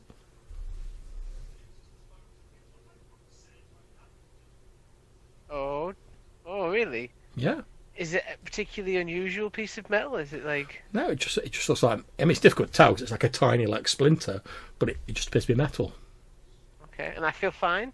Yeah, I mean, it's a little bit sore when you pull the splinter out. And obviously, like I say, because you've got this like minor burn on your palm, it's a bit tender. But other than that, yeah. How did that burn my hand, though? What... You've no idea. You don't remember, like... You think back to like the explosion. You're like, yeah, but it didn't happen there because obviously they helped me up. I'd have felt it on my hand. So you go over like the recent events in your mind, and you come up a blank. You've no idea how you burnt your hand. And like I say, it's not like a burn, like I've touched fire. It's almost like some sort of like weak acid or some sort of caustic chemical has like spilt on the palm of your hand. That's fine. That's Okay. yeah. I will continue as if everything is a-okay. Okay. So you spend a bit of time poking around the wreckage, and you do actually find these stone samples that the doctor was talking about. They're covered in soot from the fire, but obviously stone doesn't burn, as I said earlier, so they're largely unharmed. Although you can't read any of these like inscriptions on them because there's a thick coating of soot. And this is the stuff we absolutely do not want to bring with us. Well, as far as the doctor said during the previous conversation, they found fragments of stone that they took from this strange ruin with these weird symbols carved on them, and they also found these like biological samples that they brought back. You find no evidence of them; they've probably been destroyed, like you said, but obviously the stone has survived. Right then, and no mechanical parts that I can salvage No. to use. That's a shame. I'll come back to the camp and inform them of this. And suggest that perhaps we either make our way to the mining town if we can. There is another option. We could try use the radio back to base and get them to send someone to pick us up. Third convoy, as it were. I do have a vehicle back at base that someone could drive up here. It is a truck. I didn't bring it with us because they said it would be faster to use the wolves. They're not wolves. Oh, dogs. Hmm. They look vicious. They're big. They are canines. Big Yes, addition. as much as true. They look fluffy. I love the fact you said that because as he said wolves, I was just thinking about they're not wolves. But I do like that Hector I'm a would be like, mechanic, not a naturist. Damn you it. know, the bear convoy that we had. Because he's not from those the hippogriffs that bought us here. Because he's a city boy, right? Yeah, pretty much. So, I would like to take, as we discuss our options, I would like to take a quiet moment to sit down and. Yeah. Well, maybe it looks like it. Maybe Wilkins takes out. We've seen the movie Mummy, right? Yes. With Brendan Fraser. Yeah, boy. And we recall the character called Marnie in that movie that had the little bracelet. Yeah, with with all the holy symbols on it. all the holy symbols in the world. I think Wilkins has something similar. That it's a thing that he has around his wrist, which can be unspooled to be like a necklace, and it's just like mementos and like sacred quote unquote magical things that he's picked up during his travels, and he's just like as you do with prayer beads, like he's sort of counting them, and he's falling into a trance for a scant few minutes, though. It's not a long thing at all. But maybe it looks like he's praying. Okay, so given that that's your law move, you can spend a point of law to actively enter the Dreamlands. So roll 2d6, see how long it takes. Yep. So 2. Okay, so your trance is going to take but scant 2 minutes of time, and you roll plus your passion. Yep. Oh boy, that's 13. Okay, nice. So you can either gain a clue or you can ask a question. Yeah, I would like to ask a question, which is, what will happen if we go to this mining settlement with all that we currently have with us? So including the piece of rock that the scientist is carrying. Okay, so you sort of enter this trance, and as you go to this Dreamlands place, again, you're sort of floating astrally, and you're sort of floating in the air behind dream versions of your party carrying like the backpacks. You've got the doctor with you, there's Slick, there's Samuel, there's yourself, all sort of trudging across the snow. And as it moves, like as you move, the weather changes. You get to think it's almost like a sort of time lapse sort of deal, and you see like this mining town getting like closer and closer. And you see this almost like ramshackle, almost like shanty town looking little settlement of wooden buildings with grim-faced but like hard cast people, like miners moving around it. And you see the town's built around this large sort of open mine. And one thing you do notice is as the people are walking around, the miners, they look quite stern. They're dressed like normal miners, hard folk, bred by a hard environment. But one thing you do notice about them is they are absolutely dripping with golden jewellery. Like every person you see in this mine town is wearing enough gold to make Mr. T fall down and weep tears of joy. And you watch as the sort of the dream versions of your party get closer to the town, and they sort of walk into the town, and everyone's giving you like the old stink eye as like strangers come into the town. Then as they enter the town, you notice from the cracks in the buildings and from the ground, like greenery, vines, and sort of moss starts to like grow out of all the buildings. And as these vines sort of like basically grab hold of people and starts like plunging into the bodies of people, they all start screaming. Now, and the scream is echoed by your dream selves, and it takes a few moments as you sort of wake up to realise that you are in fact screaming. Now, for Samuel and Slick in the real world, you see Wilkins take out this sort of like little bracelet with all these like little sort of emblems, and there's like an alligator tooth and various bits and pieces on it. And he sort of looks at it, he's mumbling softly to himself, although not really words, more sound. And he appears to go into this trance, and he doesn't move. Like, he's just staring at it. He's not asleep, but he's just staring at it. He doesn't move for like 2 whole minutes that feel like hours to you guys. He barely even seems to be like breathing or aware of his surroundings. Then suddenly at the end of these 2 minutes, he lets out this horrified scream. His eyes roll back for a second, and then he sort of like jerks forward and like snaps back to himself and sort of looks around, seeming to realise where he is.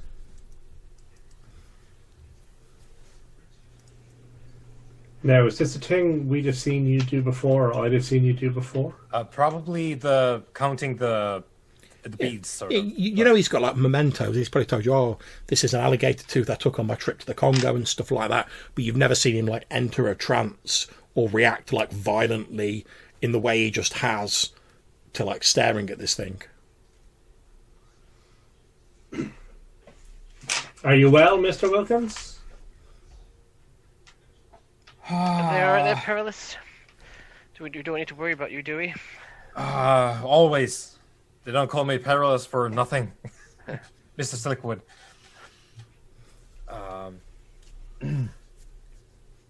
The snow isn't getting to you, is it? I apologize. No, it is not. Plant matter that troubles me this time, though. If we make it through, remind me to speak about a time when that did happen. There are some plants, Hector, that affect a man on this earth. Let me gather myself here, and I'll fold the bracelet away. I'll say, I've seen many things, as I said, Mr. Hart, on this earth that quite transcend our eyes and ears and faculties otherwise. You think me an old fool already, so I don't think it will do a great deal of harm to that image, in addition to me being called Perilous. I sometimes get premonitions of things. Now, You hear the doctor be like, be that as it may, you're like premonitions. It's like, boulder dash. witness the good doctor there with his disdain, which I bear you no ill will. You're not the first. Hopefully you will not be the last either. I don't think we can go to the settlement, my friends. I have seen it consumed with these fronds, this greenery of malevolence. I don't understand how that would be. We carry none with us that I am aware of. Are you perhaps aware of any further contagion, my friends? I have not seen any plants, that's for sure. So I do not know why that would be, but I have seen grave things happen should we go to the settlement. And should we go to the settlement, of course, we do know of the potency for movement in this, and with such a number of, well, people, that would be it. If we reach the settlement, that would be it. We could take the long way, but it's going to take a few days to get. The doctor pipes up. He's like, well, didn't you say, Hector, that we got a radio? Why don't we use the radio? Yeah, I suggested such earlier. The problem in that as well is we don't know where the fronds come from. Well, surely we could, if we're being taken back to Tecton, we could suggest that perhaps we have some form of disease. They could put us in a medical quarantine until they were satisfied. Are you content that this would prevent whatever this is that we're dealing with? Well, if I believe what you've been saying about this thing, it wants to get to a populated area, so it wouldn't interfere with us travelling back.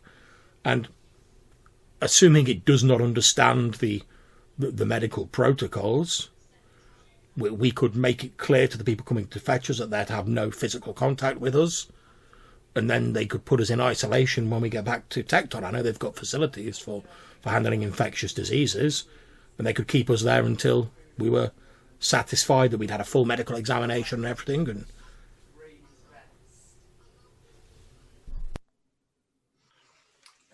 let us make sure none of us are infected. yes, I think that's probably a wise course of action. All right. Off come the clothes. Yep, so everyone's stripping down to the long johns and beyond. Yeah. Go where no man has gone before. Yeah. It's quite cold out. Yeah.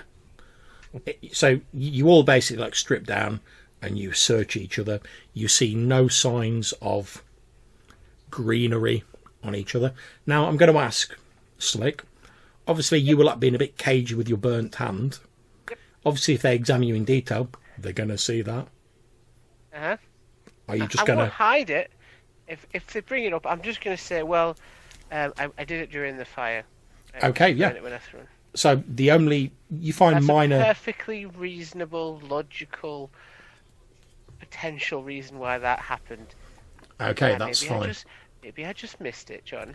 So you all search each other. You see like the various signs of like the injuries you've sustained during the course of this, but no sign of greenery. You do find the sort of odd burn on Slick's hand. And do you guys ask about it or? I think we're looking for anything that looks. Yeah, anything that stands Odd. out. Well, that certainly looks a bit weird, and he's definitely not mentioned it. So obviously he then says, "Oh, I sustained it during the fire, etc." So what I'm going to do now is you two, if you wish, you can make a read a person roll. Yeah.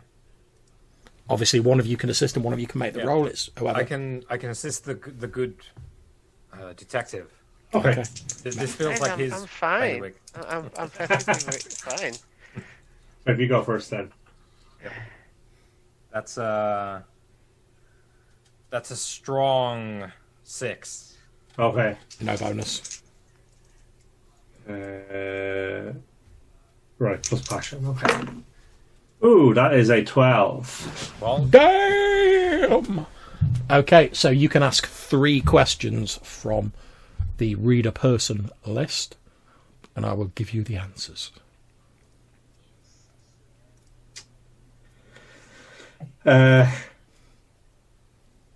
Is your character telling the truth? No, he's not telling the truth. He's like, "Oh yeah, I got it during the fire," and you're like, "Nah." You're like, for a start, that's not a fire burn. And also, you're like, I know when someone's lying to me. I've had so many people over the years, like criminals, suspects, lied to me. I can smell a liar from 50 yards away. my job is getting lied to. Yeah.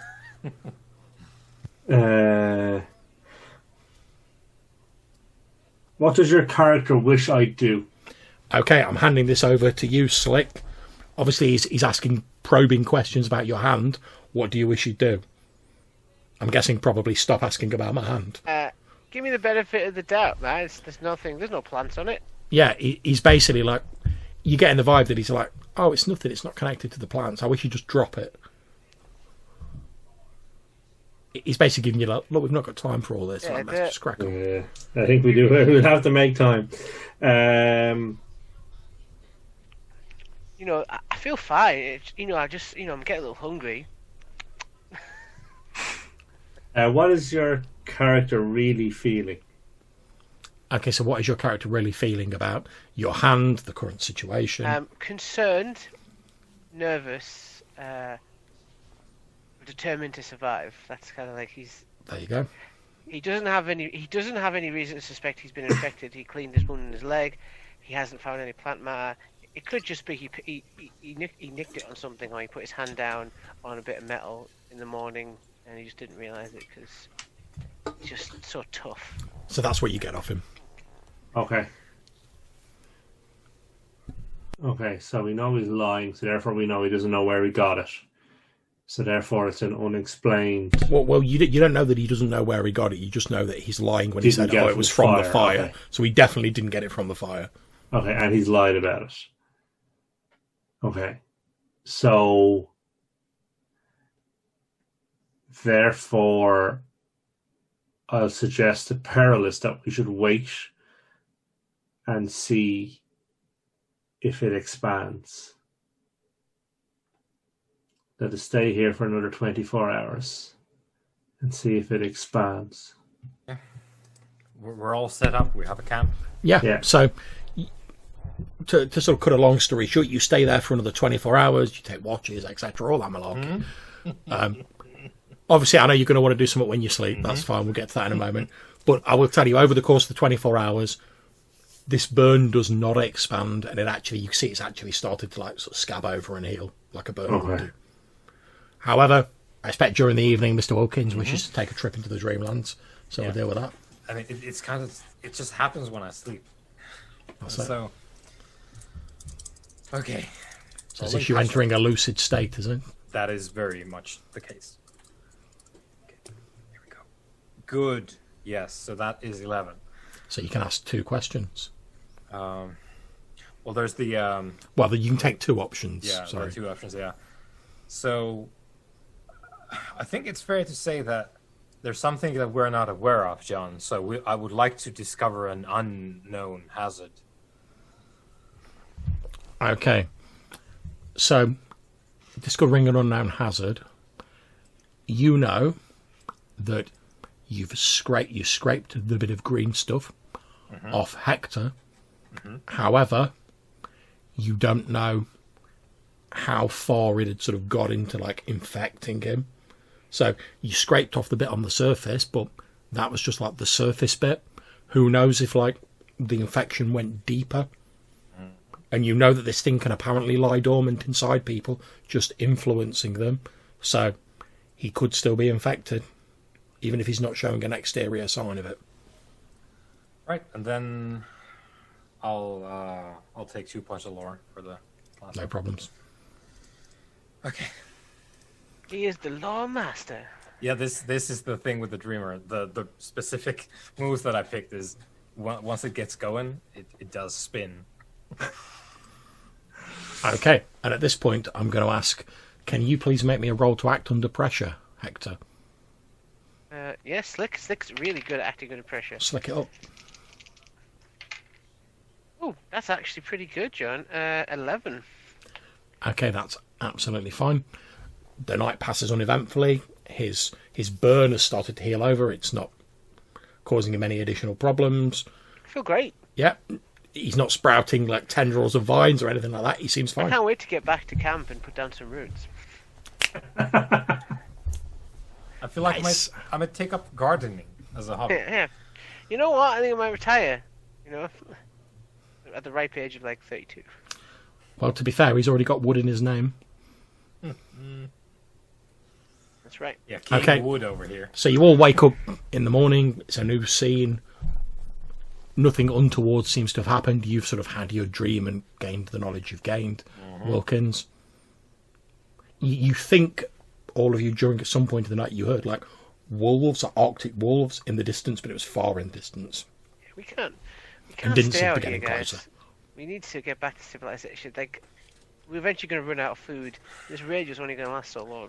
That is very true. I will count my beads in the morning. So are you trying to enter a trance state again? Yes, that is. Go that for is it. exactly Spend a what point we're of doing. law. Roll me 2d6, how long it takes. Yep. So it takes 4 minutes. Okay. God, that Wilkins, man, he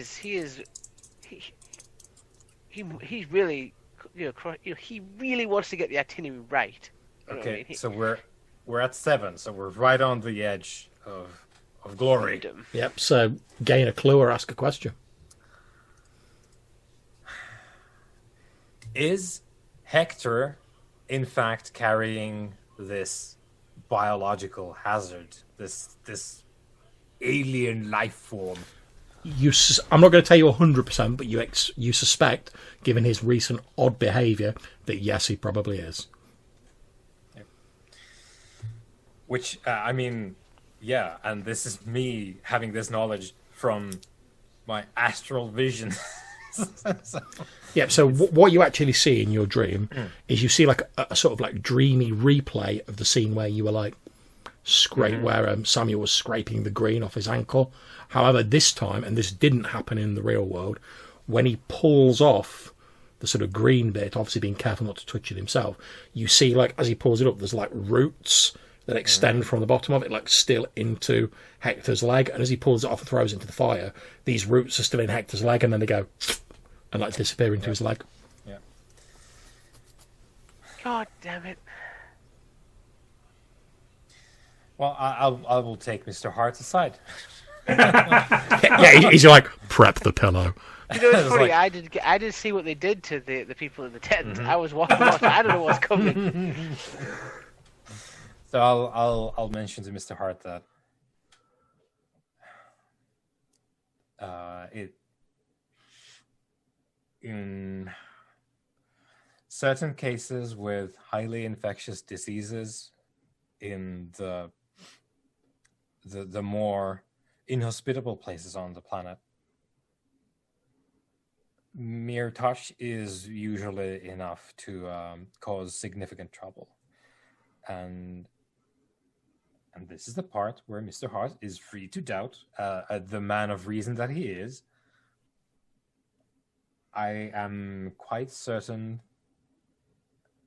through my deductions and premonitions, the latter of which you might find disagreeable, that Hector is contaminated by whatever this is, even though it might not be on the surface quite yet.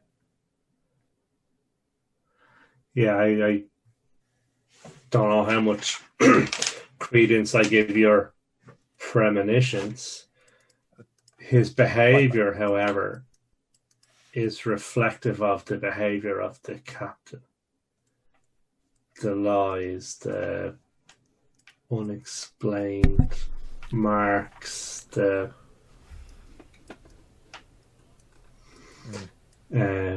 something is amiss. At this The point, mark was Slick. a burn mark, wasn't it? Sorry to Yeah. interrupt. Slick, can you make me a roll plus might? Certainly. Well, thankfully for these guys, I just don't have the effort in me. That's 7 total. That is absolutely fine. Please carry on, gentlemen. So the mark was a burn mark, right? Yes. So if Hector doesn't recall where he got that, that would perhaps track with if we presume that the captain wasn't himself acting maliciously. He did have the axe and he destroyed the radio, but did not recall doing that.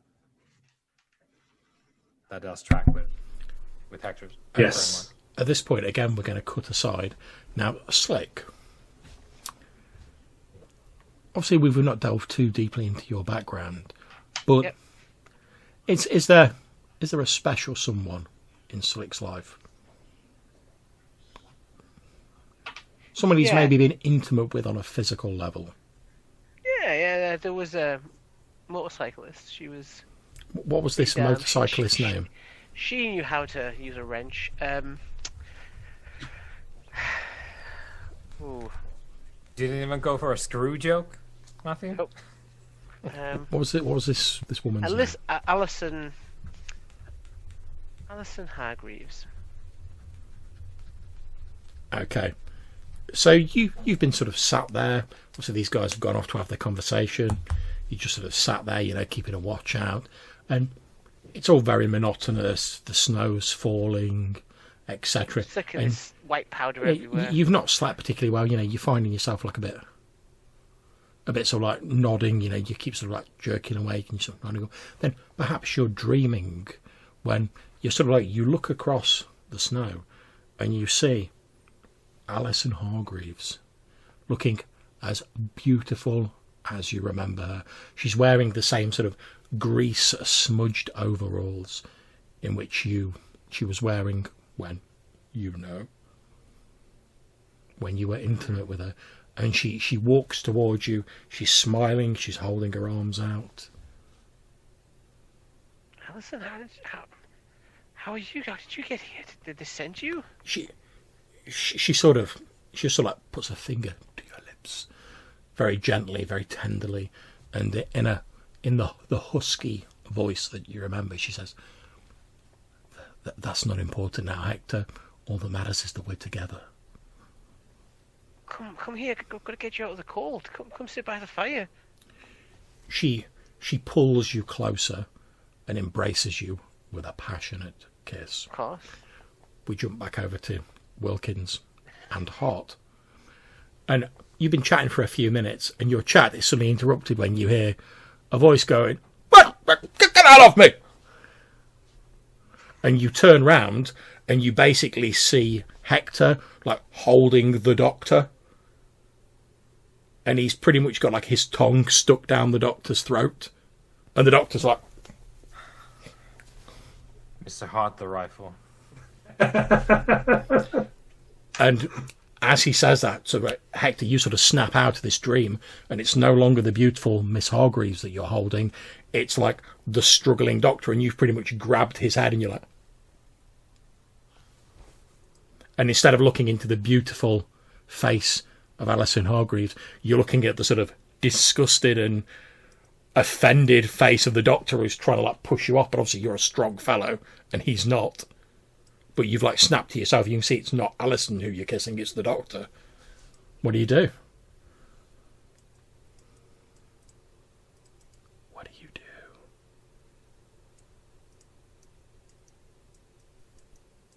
I'd come round and just... Yeah, you were in this dream. It was beautiful. Alison was there. You were kissing passionately. Then you sort of switches. Yeah. Then suddenly you're just like, boom, you're awake. And it's like, the doctor you're kissing. Yeah, you push him off, and he sort of falls backwards over like some of the camping gear, and he's like, what do you mean? What am I doing? It was like, you were the one who came over and grabbed me. Sort of, I snatch up the rifle and go, this man, he's trying to infect me. He's got the. The doctor's like. You see him like grab some of like one of the water canteens, and he's like, He got on me all of a sudden, gentlemen. Obviously, you guys are walking back across. You see this scene unfolding. You can respond to it as you see fit. 2 bullets, Mr. Hart. This is a method of contagion. So as they're walking up, you literally like hear the stone cold voice of Perilous Wilkins be like, 2 bullets, Mr. Hart. This is a method of spreading the contagion. What do you do in response to that, Slick? Like, as they're like walking across, like, Wilkins, go give it to you. Obviously, I'm going to turn the gun around here and be like, I'm not going to be another one of your victims. Yeah, so we're in like a bit of a Mexican standoff, for want of a better term. You know, we've got like Wilkins and Slick like both pointing like guns at each other. The doctor's sort of like chugging this water like it's going out of fashion. Like, doesn't even seem to have noticed you to have approached, because he's just like, he can't deal. He's like, with everything that's happened in the few days and then this, he just like can't deal with it. Okay, what's going down? So, I just want to call out to Slick as I'm stepping away from Wilkins. It's obviously in your leg. You know, your life can be saved. Don't do anything silly and put the rifle down. Perfectly fine. I feel great. Apart from when he tried to force it on me. He's probably got it on his tongue or something. Is that me forcing myself on him? That's a laugh. He was just sat there, sort of staring into the distance, and then he leapt on me. That man should be flogged through the streets. Damn beans. Maybe he's putting it on the beans. Put the rifle down. Everything is okay. Put the rifle down. Would you like to make me a reader person roll, Slick? Samuel's like, put the rifle down, everything's fine. What, anything too? Is this plus reason? It's plus passion. Plus passion. Oh, that's not great. It's 9. Okay, so 9, you can ask me one question from the reader person roll. Okay. I know which one I'd go for, but... Okay. Is this person gonna kill me? Read a person. Where is it? I should have done this. Okay.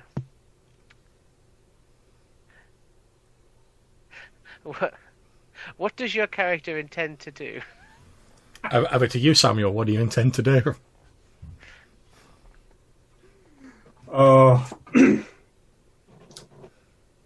I actually don't know, but I guess I kind of have to decide. Yeah. I think we all know. Okay, yeah, right. So then I guess, yeah, if he drops a rifle, I intend to shoot him. Yeah. So you're like, they're blatantly going to shoot me if I put this rifle down. Yeah, Ahead, Mr. Hart.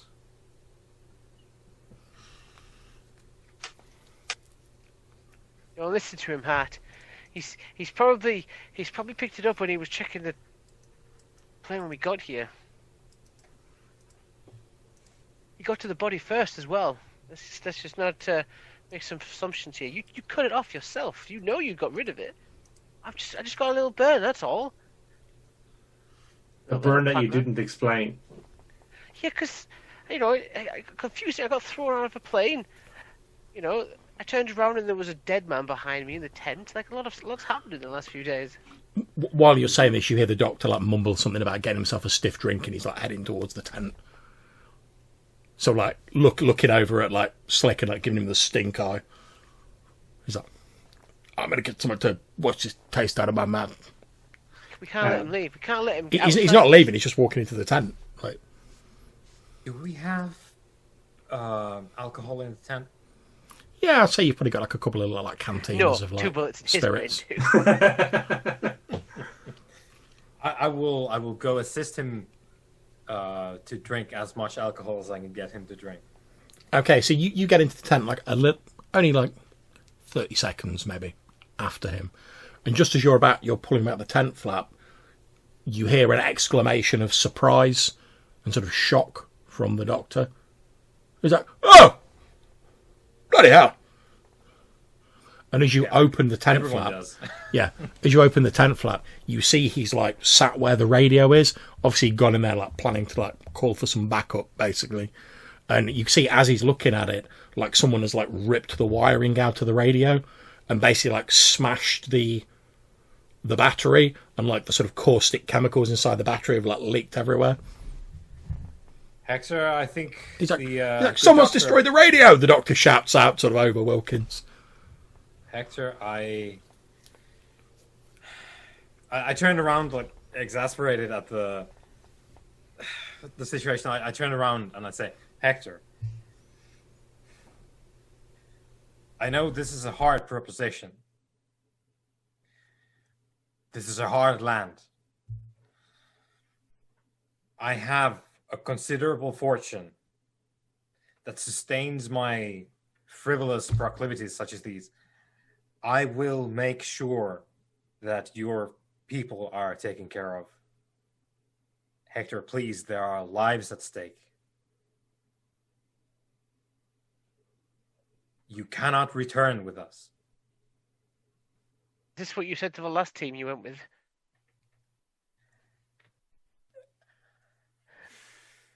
Hector, I wish you would appreciate how Perilous this is by name, materially perilous by different. nature. It doesn't matter to me if I come back, but you cannot. And we will have to see about the doctor. He's definitely under something. He tried to put some plant stuff in me, but I got him off me. Hector, if you will let me know, and I'll get like a notepad, like a travel journal thing. I will take down all the names that you tell me right now. I will track them down, and I will make sure that they are taken care of. With anything, as long as I live, they will be taken care of. Do I believe this person is being truthful? You can read a person and get like actual Yeah. hardcore. Okay. If you want to read a person, it's a roll plus passion.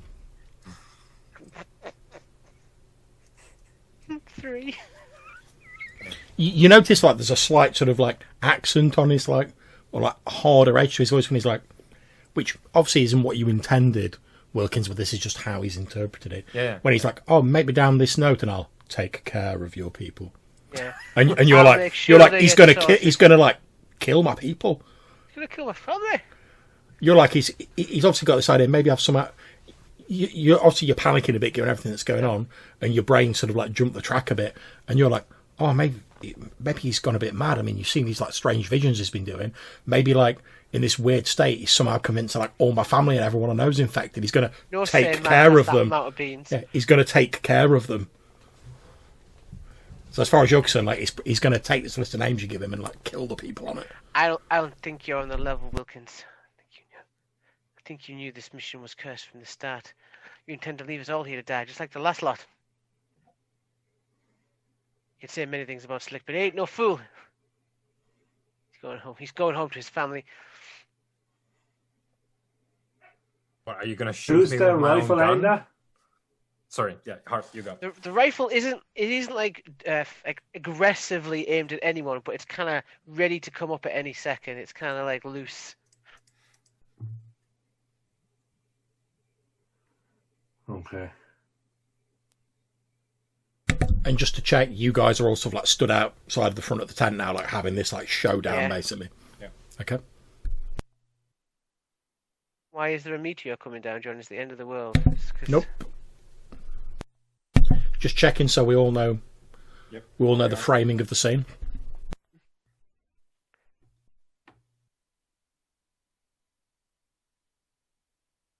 And how close to us is Hector? Couple of meters away. Okay. You could probably tackle me if you get a bit of a start, but you're gonna have to be quick about it.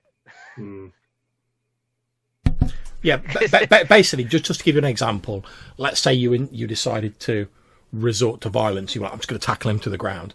If you made your roll, you'd do that. If you failed the roll, you'd probably take some harm because he's like brought the gun up too quickly and he's like... Okay.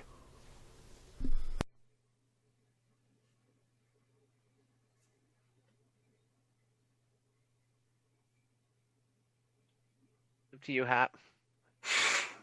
Make your move. Do you feel lucky? Do you, detective? You should just point out, even if you disarm, if you take the rifle off me, I still have a tool belt. So I'm dangerous, boys.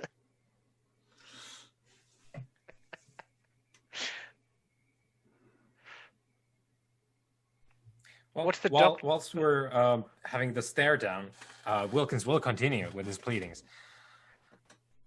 Hector, would it be acceptable to you if I stayed with you here? Let these leave if Mr. Hart determines that the doctor is good to return. But how will you abandon the next group? that you I go will with, literally the stick legend? with you. Hector, here. We shall both remain here I don't trust and you, see Wilkins. how we fare. Are you amenable to well, actually you don't have to be, because you can literally decide what you do. So I would like to try and convince Hector. Okay, make your convince roll. It was a lot easier if he didn't hear you say 2 bullets, Mr. Hart. Yeah, I mean, sure, but that's Perilous Wilkins. He rolls hard. Can I assist in this? Yeah, make an assist roll. 11. +2. Okay, so we're looking at a 9 here. So for Okay. PCs, right. So yeah, it's just a clear-cut case of if you refuse, you need to act under pressure when you're trying to do things because you're being pressured by me, and Yeah, but what he's saying, it does sound genuine. He's literally saying, like, look, we can't risk you going back to civilization. However, I don't want to kill you, so let's just the two of us stay here. That's the only way to make sure everyone's Fine. safe. So you're free to act on that as you want, but he sounds like he means what he's saying. We can stay here. I can fix the radio, and we can get people to come and get us.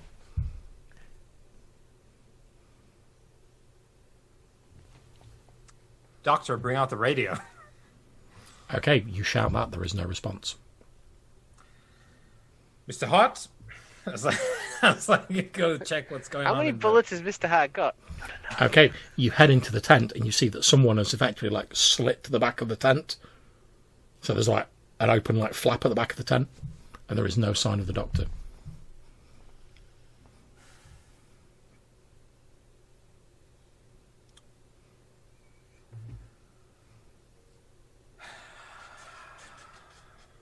Well, you can't say it was me, fellas.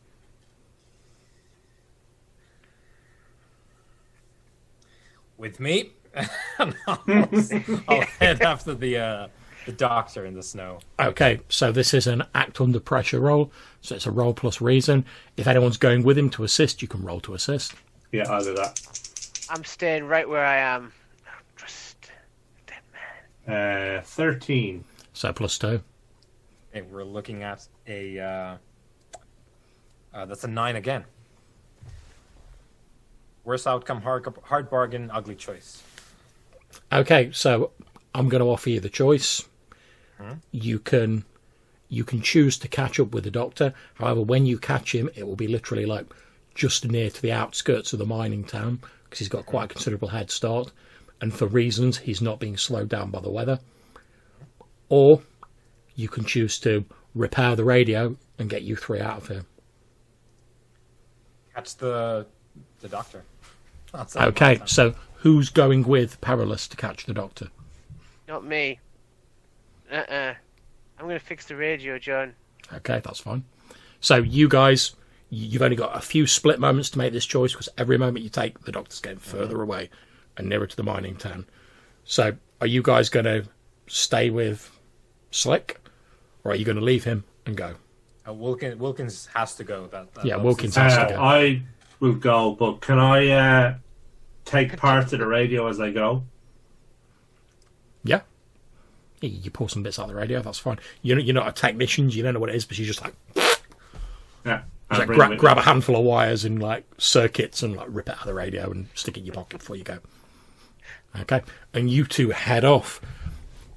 It takes you like the best part of a couple of days, but the doctor doesn't seem to be trying to cover his tracks. He's left clear tracks, and although the snow's falling, with the expert tracking skills of Perilous Wilkins, who's tracked people through far more difficult terrain than this, you follow the doctor, and at the end of the second day, you see this wooden, like, shanty mining town getting closer. You can just about make out, like, in the distance, a few people moving. It looks very like your dream, Wilkins, but obviously there's no plant growth anywhere, and the few people you can see, they're not dripping with gold. They're just like normal people wearing like miners' gear and cold weather gear.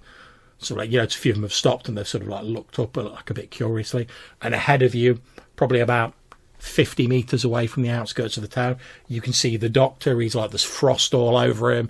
He's obviously not really been taking care to cover himself from the elements, and he's just sort of like slogging through the snow, going at like the same sort of like almost mechanical pace, sort of like heading towards the town. You see he's like waving one of his hands over his shoulders, and you can see like a couple of people who've seen him in the town are like pointing at him and they're saying things, but you're too far away, you can't hear him over the wind. You just see the doctor ahead of you, like, yeah, see the back of him. No, I'm running forward as fast as I can. I need to get there.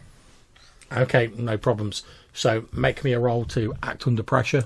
See if you catch him before he gets to the outskirts. That's a Can I 7. assist again? Yeah, you can make a roll to assist. 9. So that's a +1. That's an 8. Okay, so what happens is 2 of these miners have seen this guy and he's like half frozen. They're obviously like, oh, this guy needs some help, and they're sort of heading towards him, obviously planning to offer some help. And they're about 20 metres away from the doctor when you guys catch up with him. So I'll as soon as I think I'm within earshot, I'm gonna be yelling, "Stop! Him and I have been infected with a deadly disease. Stay away from him and myself." Okay, make me a convince roll. Shit. Roll plus affinity.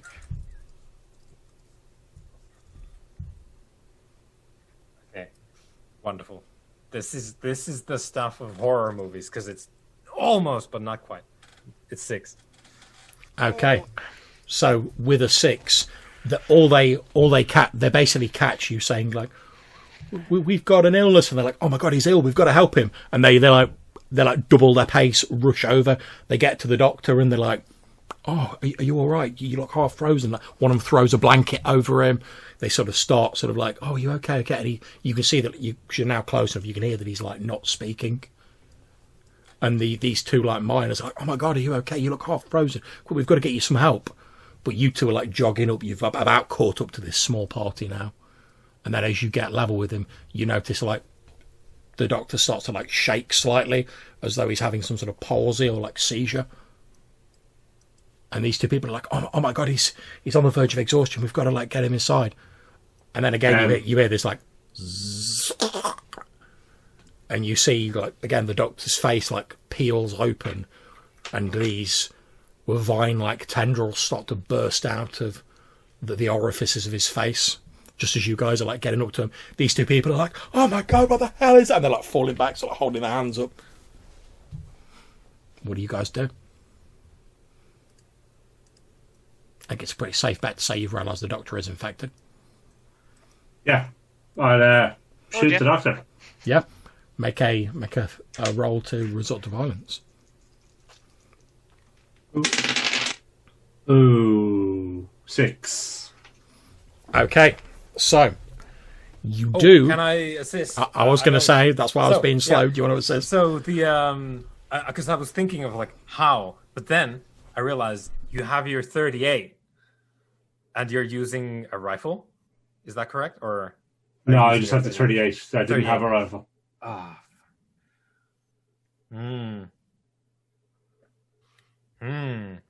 How do I assist here? Trying to fish for something. I don't know. Is because I feel like probably there's some justification that is necessary. Is encouragement, the sort of like cold steel. Do it. Shoot him. is that enough justification? I think probably what you do to assist, you can assist. I think probably what you do is you sort of like help, sort of like, cause obviously you've just run through the snow, you're both exhausted, you're both a bit shaky. You can see maybe like Samuel's like a bit shaky, we're holding his 38. So you help sort of like shore him up and like steady his aim, like sort of hold him steady so he can like take aim more carefully. Right, okay, here we go. Okay, praise Gale. That is 7. You get a +1 to your resort to violence roll, Samuel. Which brings me up to 7. Okay, so with a 7, you can choose 2 of the options from the list. Okay. So I want to inflict terrible harm. Fine. And I want to take control of the doctor and drag him you to want to the like ground. hold him. Yeah, no problems. And kind of drag him to the ground. Yep. So what you do is you basically put a couple of bullets in the back of his legs. So he falls short. You see these tendrils are obviously reaching out for these 2 miners, like falling back in horror.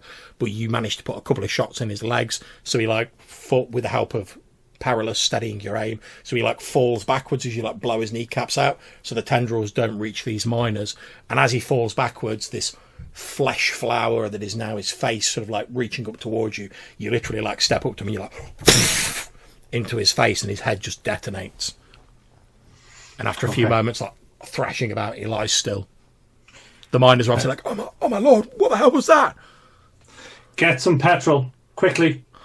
They're too shocked to do anything other than obey you. They quickly like run and almost like as they're like in a trance because they're like the shock of what they've just seen. Although obviously you guys have seen it before.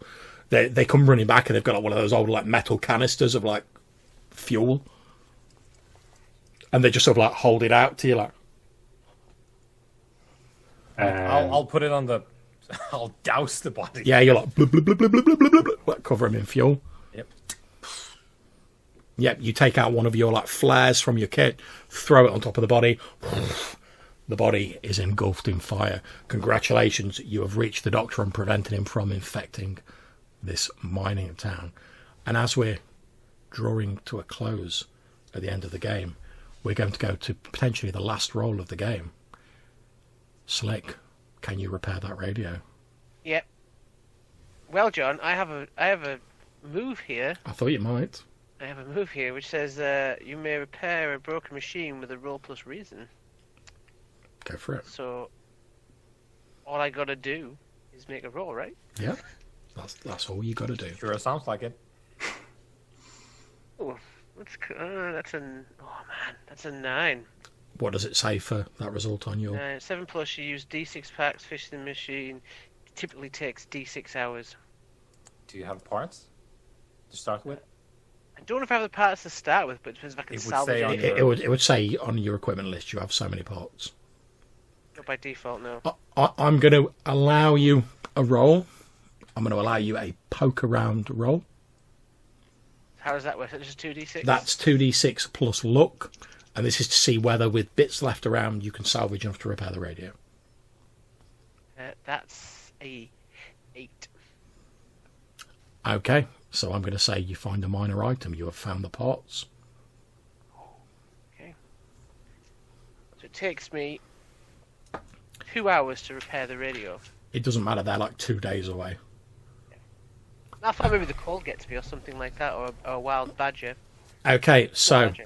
as the epilogue to this game, you two are in this mining town. It's an odd sort of little insular place, but you know they've made you warm, they've prepared you food, etc. You're sort of like, oh, they've used their radio to like contact your base, and they're like, yeah, we're going to send a vehicle out to pick you up. It's going to take us a few days though. Sorry about that, but with the storm front coming in, that's the best we can do. You're waiting for that when, as you're sort of waiting there, you hear the sound of a plane moving through the air, coming from a similar direction to the one you've followed. And as this plane Oh boy. goes, and it's flying fairly low to sort of keep under the worst of the weather, as this plane goes over the mining colony that you are in, you see through one of the like porthole windows of this plane, you see the impassive, pale face of Hector Slick Rexwood looking down at you, and then the plane passes over the mining colony, heading towards base camp.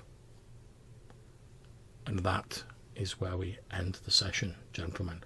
Thank you very much for playing. I hope you all enjoyed it. Thank I'd you very like much to for reading suggest a sound effect for the credits rolling, and it's Wilkins counting the beads on his Indeed. rosary. And obviously, I'm more than happy to chat for a bit, guys, but I'm going to end the recording here. So thank you all for playing. I very much enjoyed running it for you. Excellent job. No worries. Okay, I'll stop the recording here.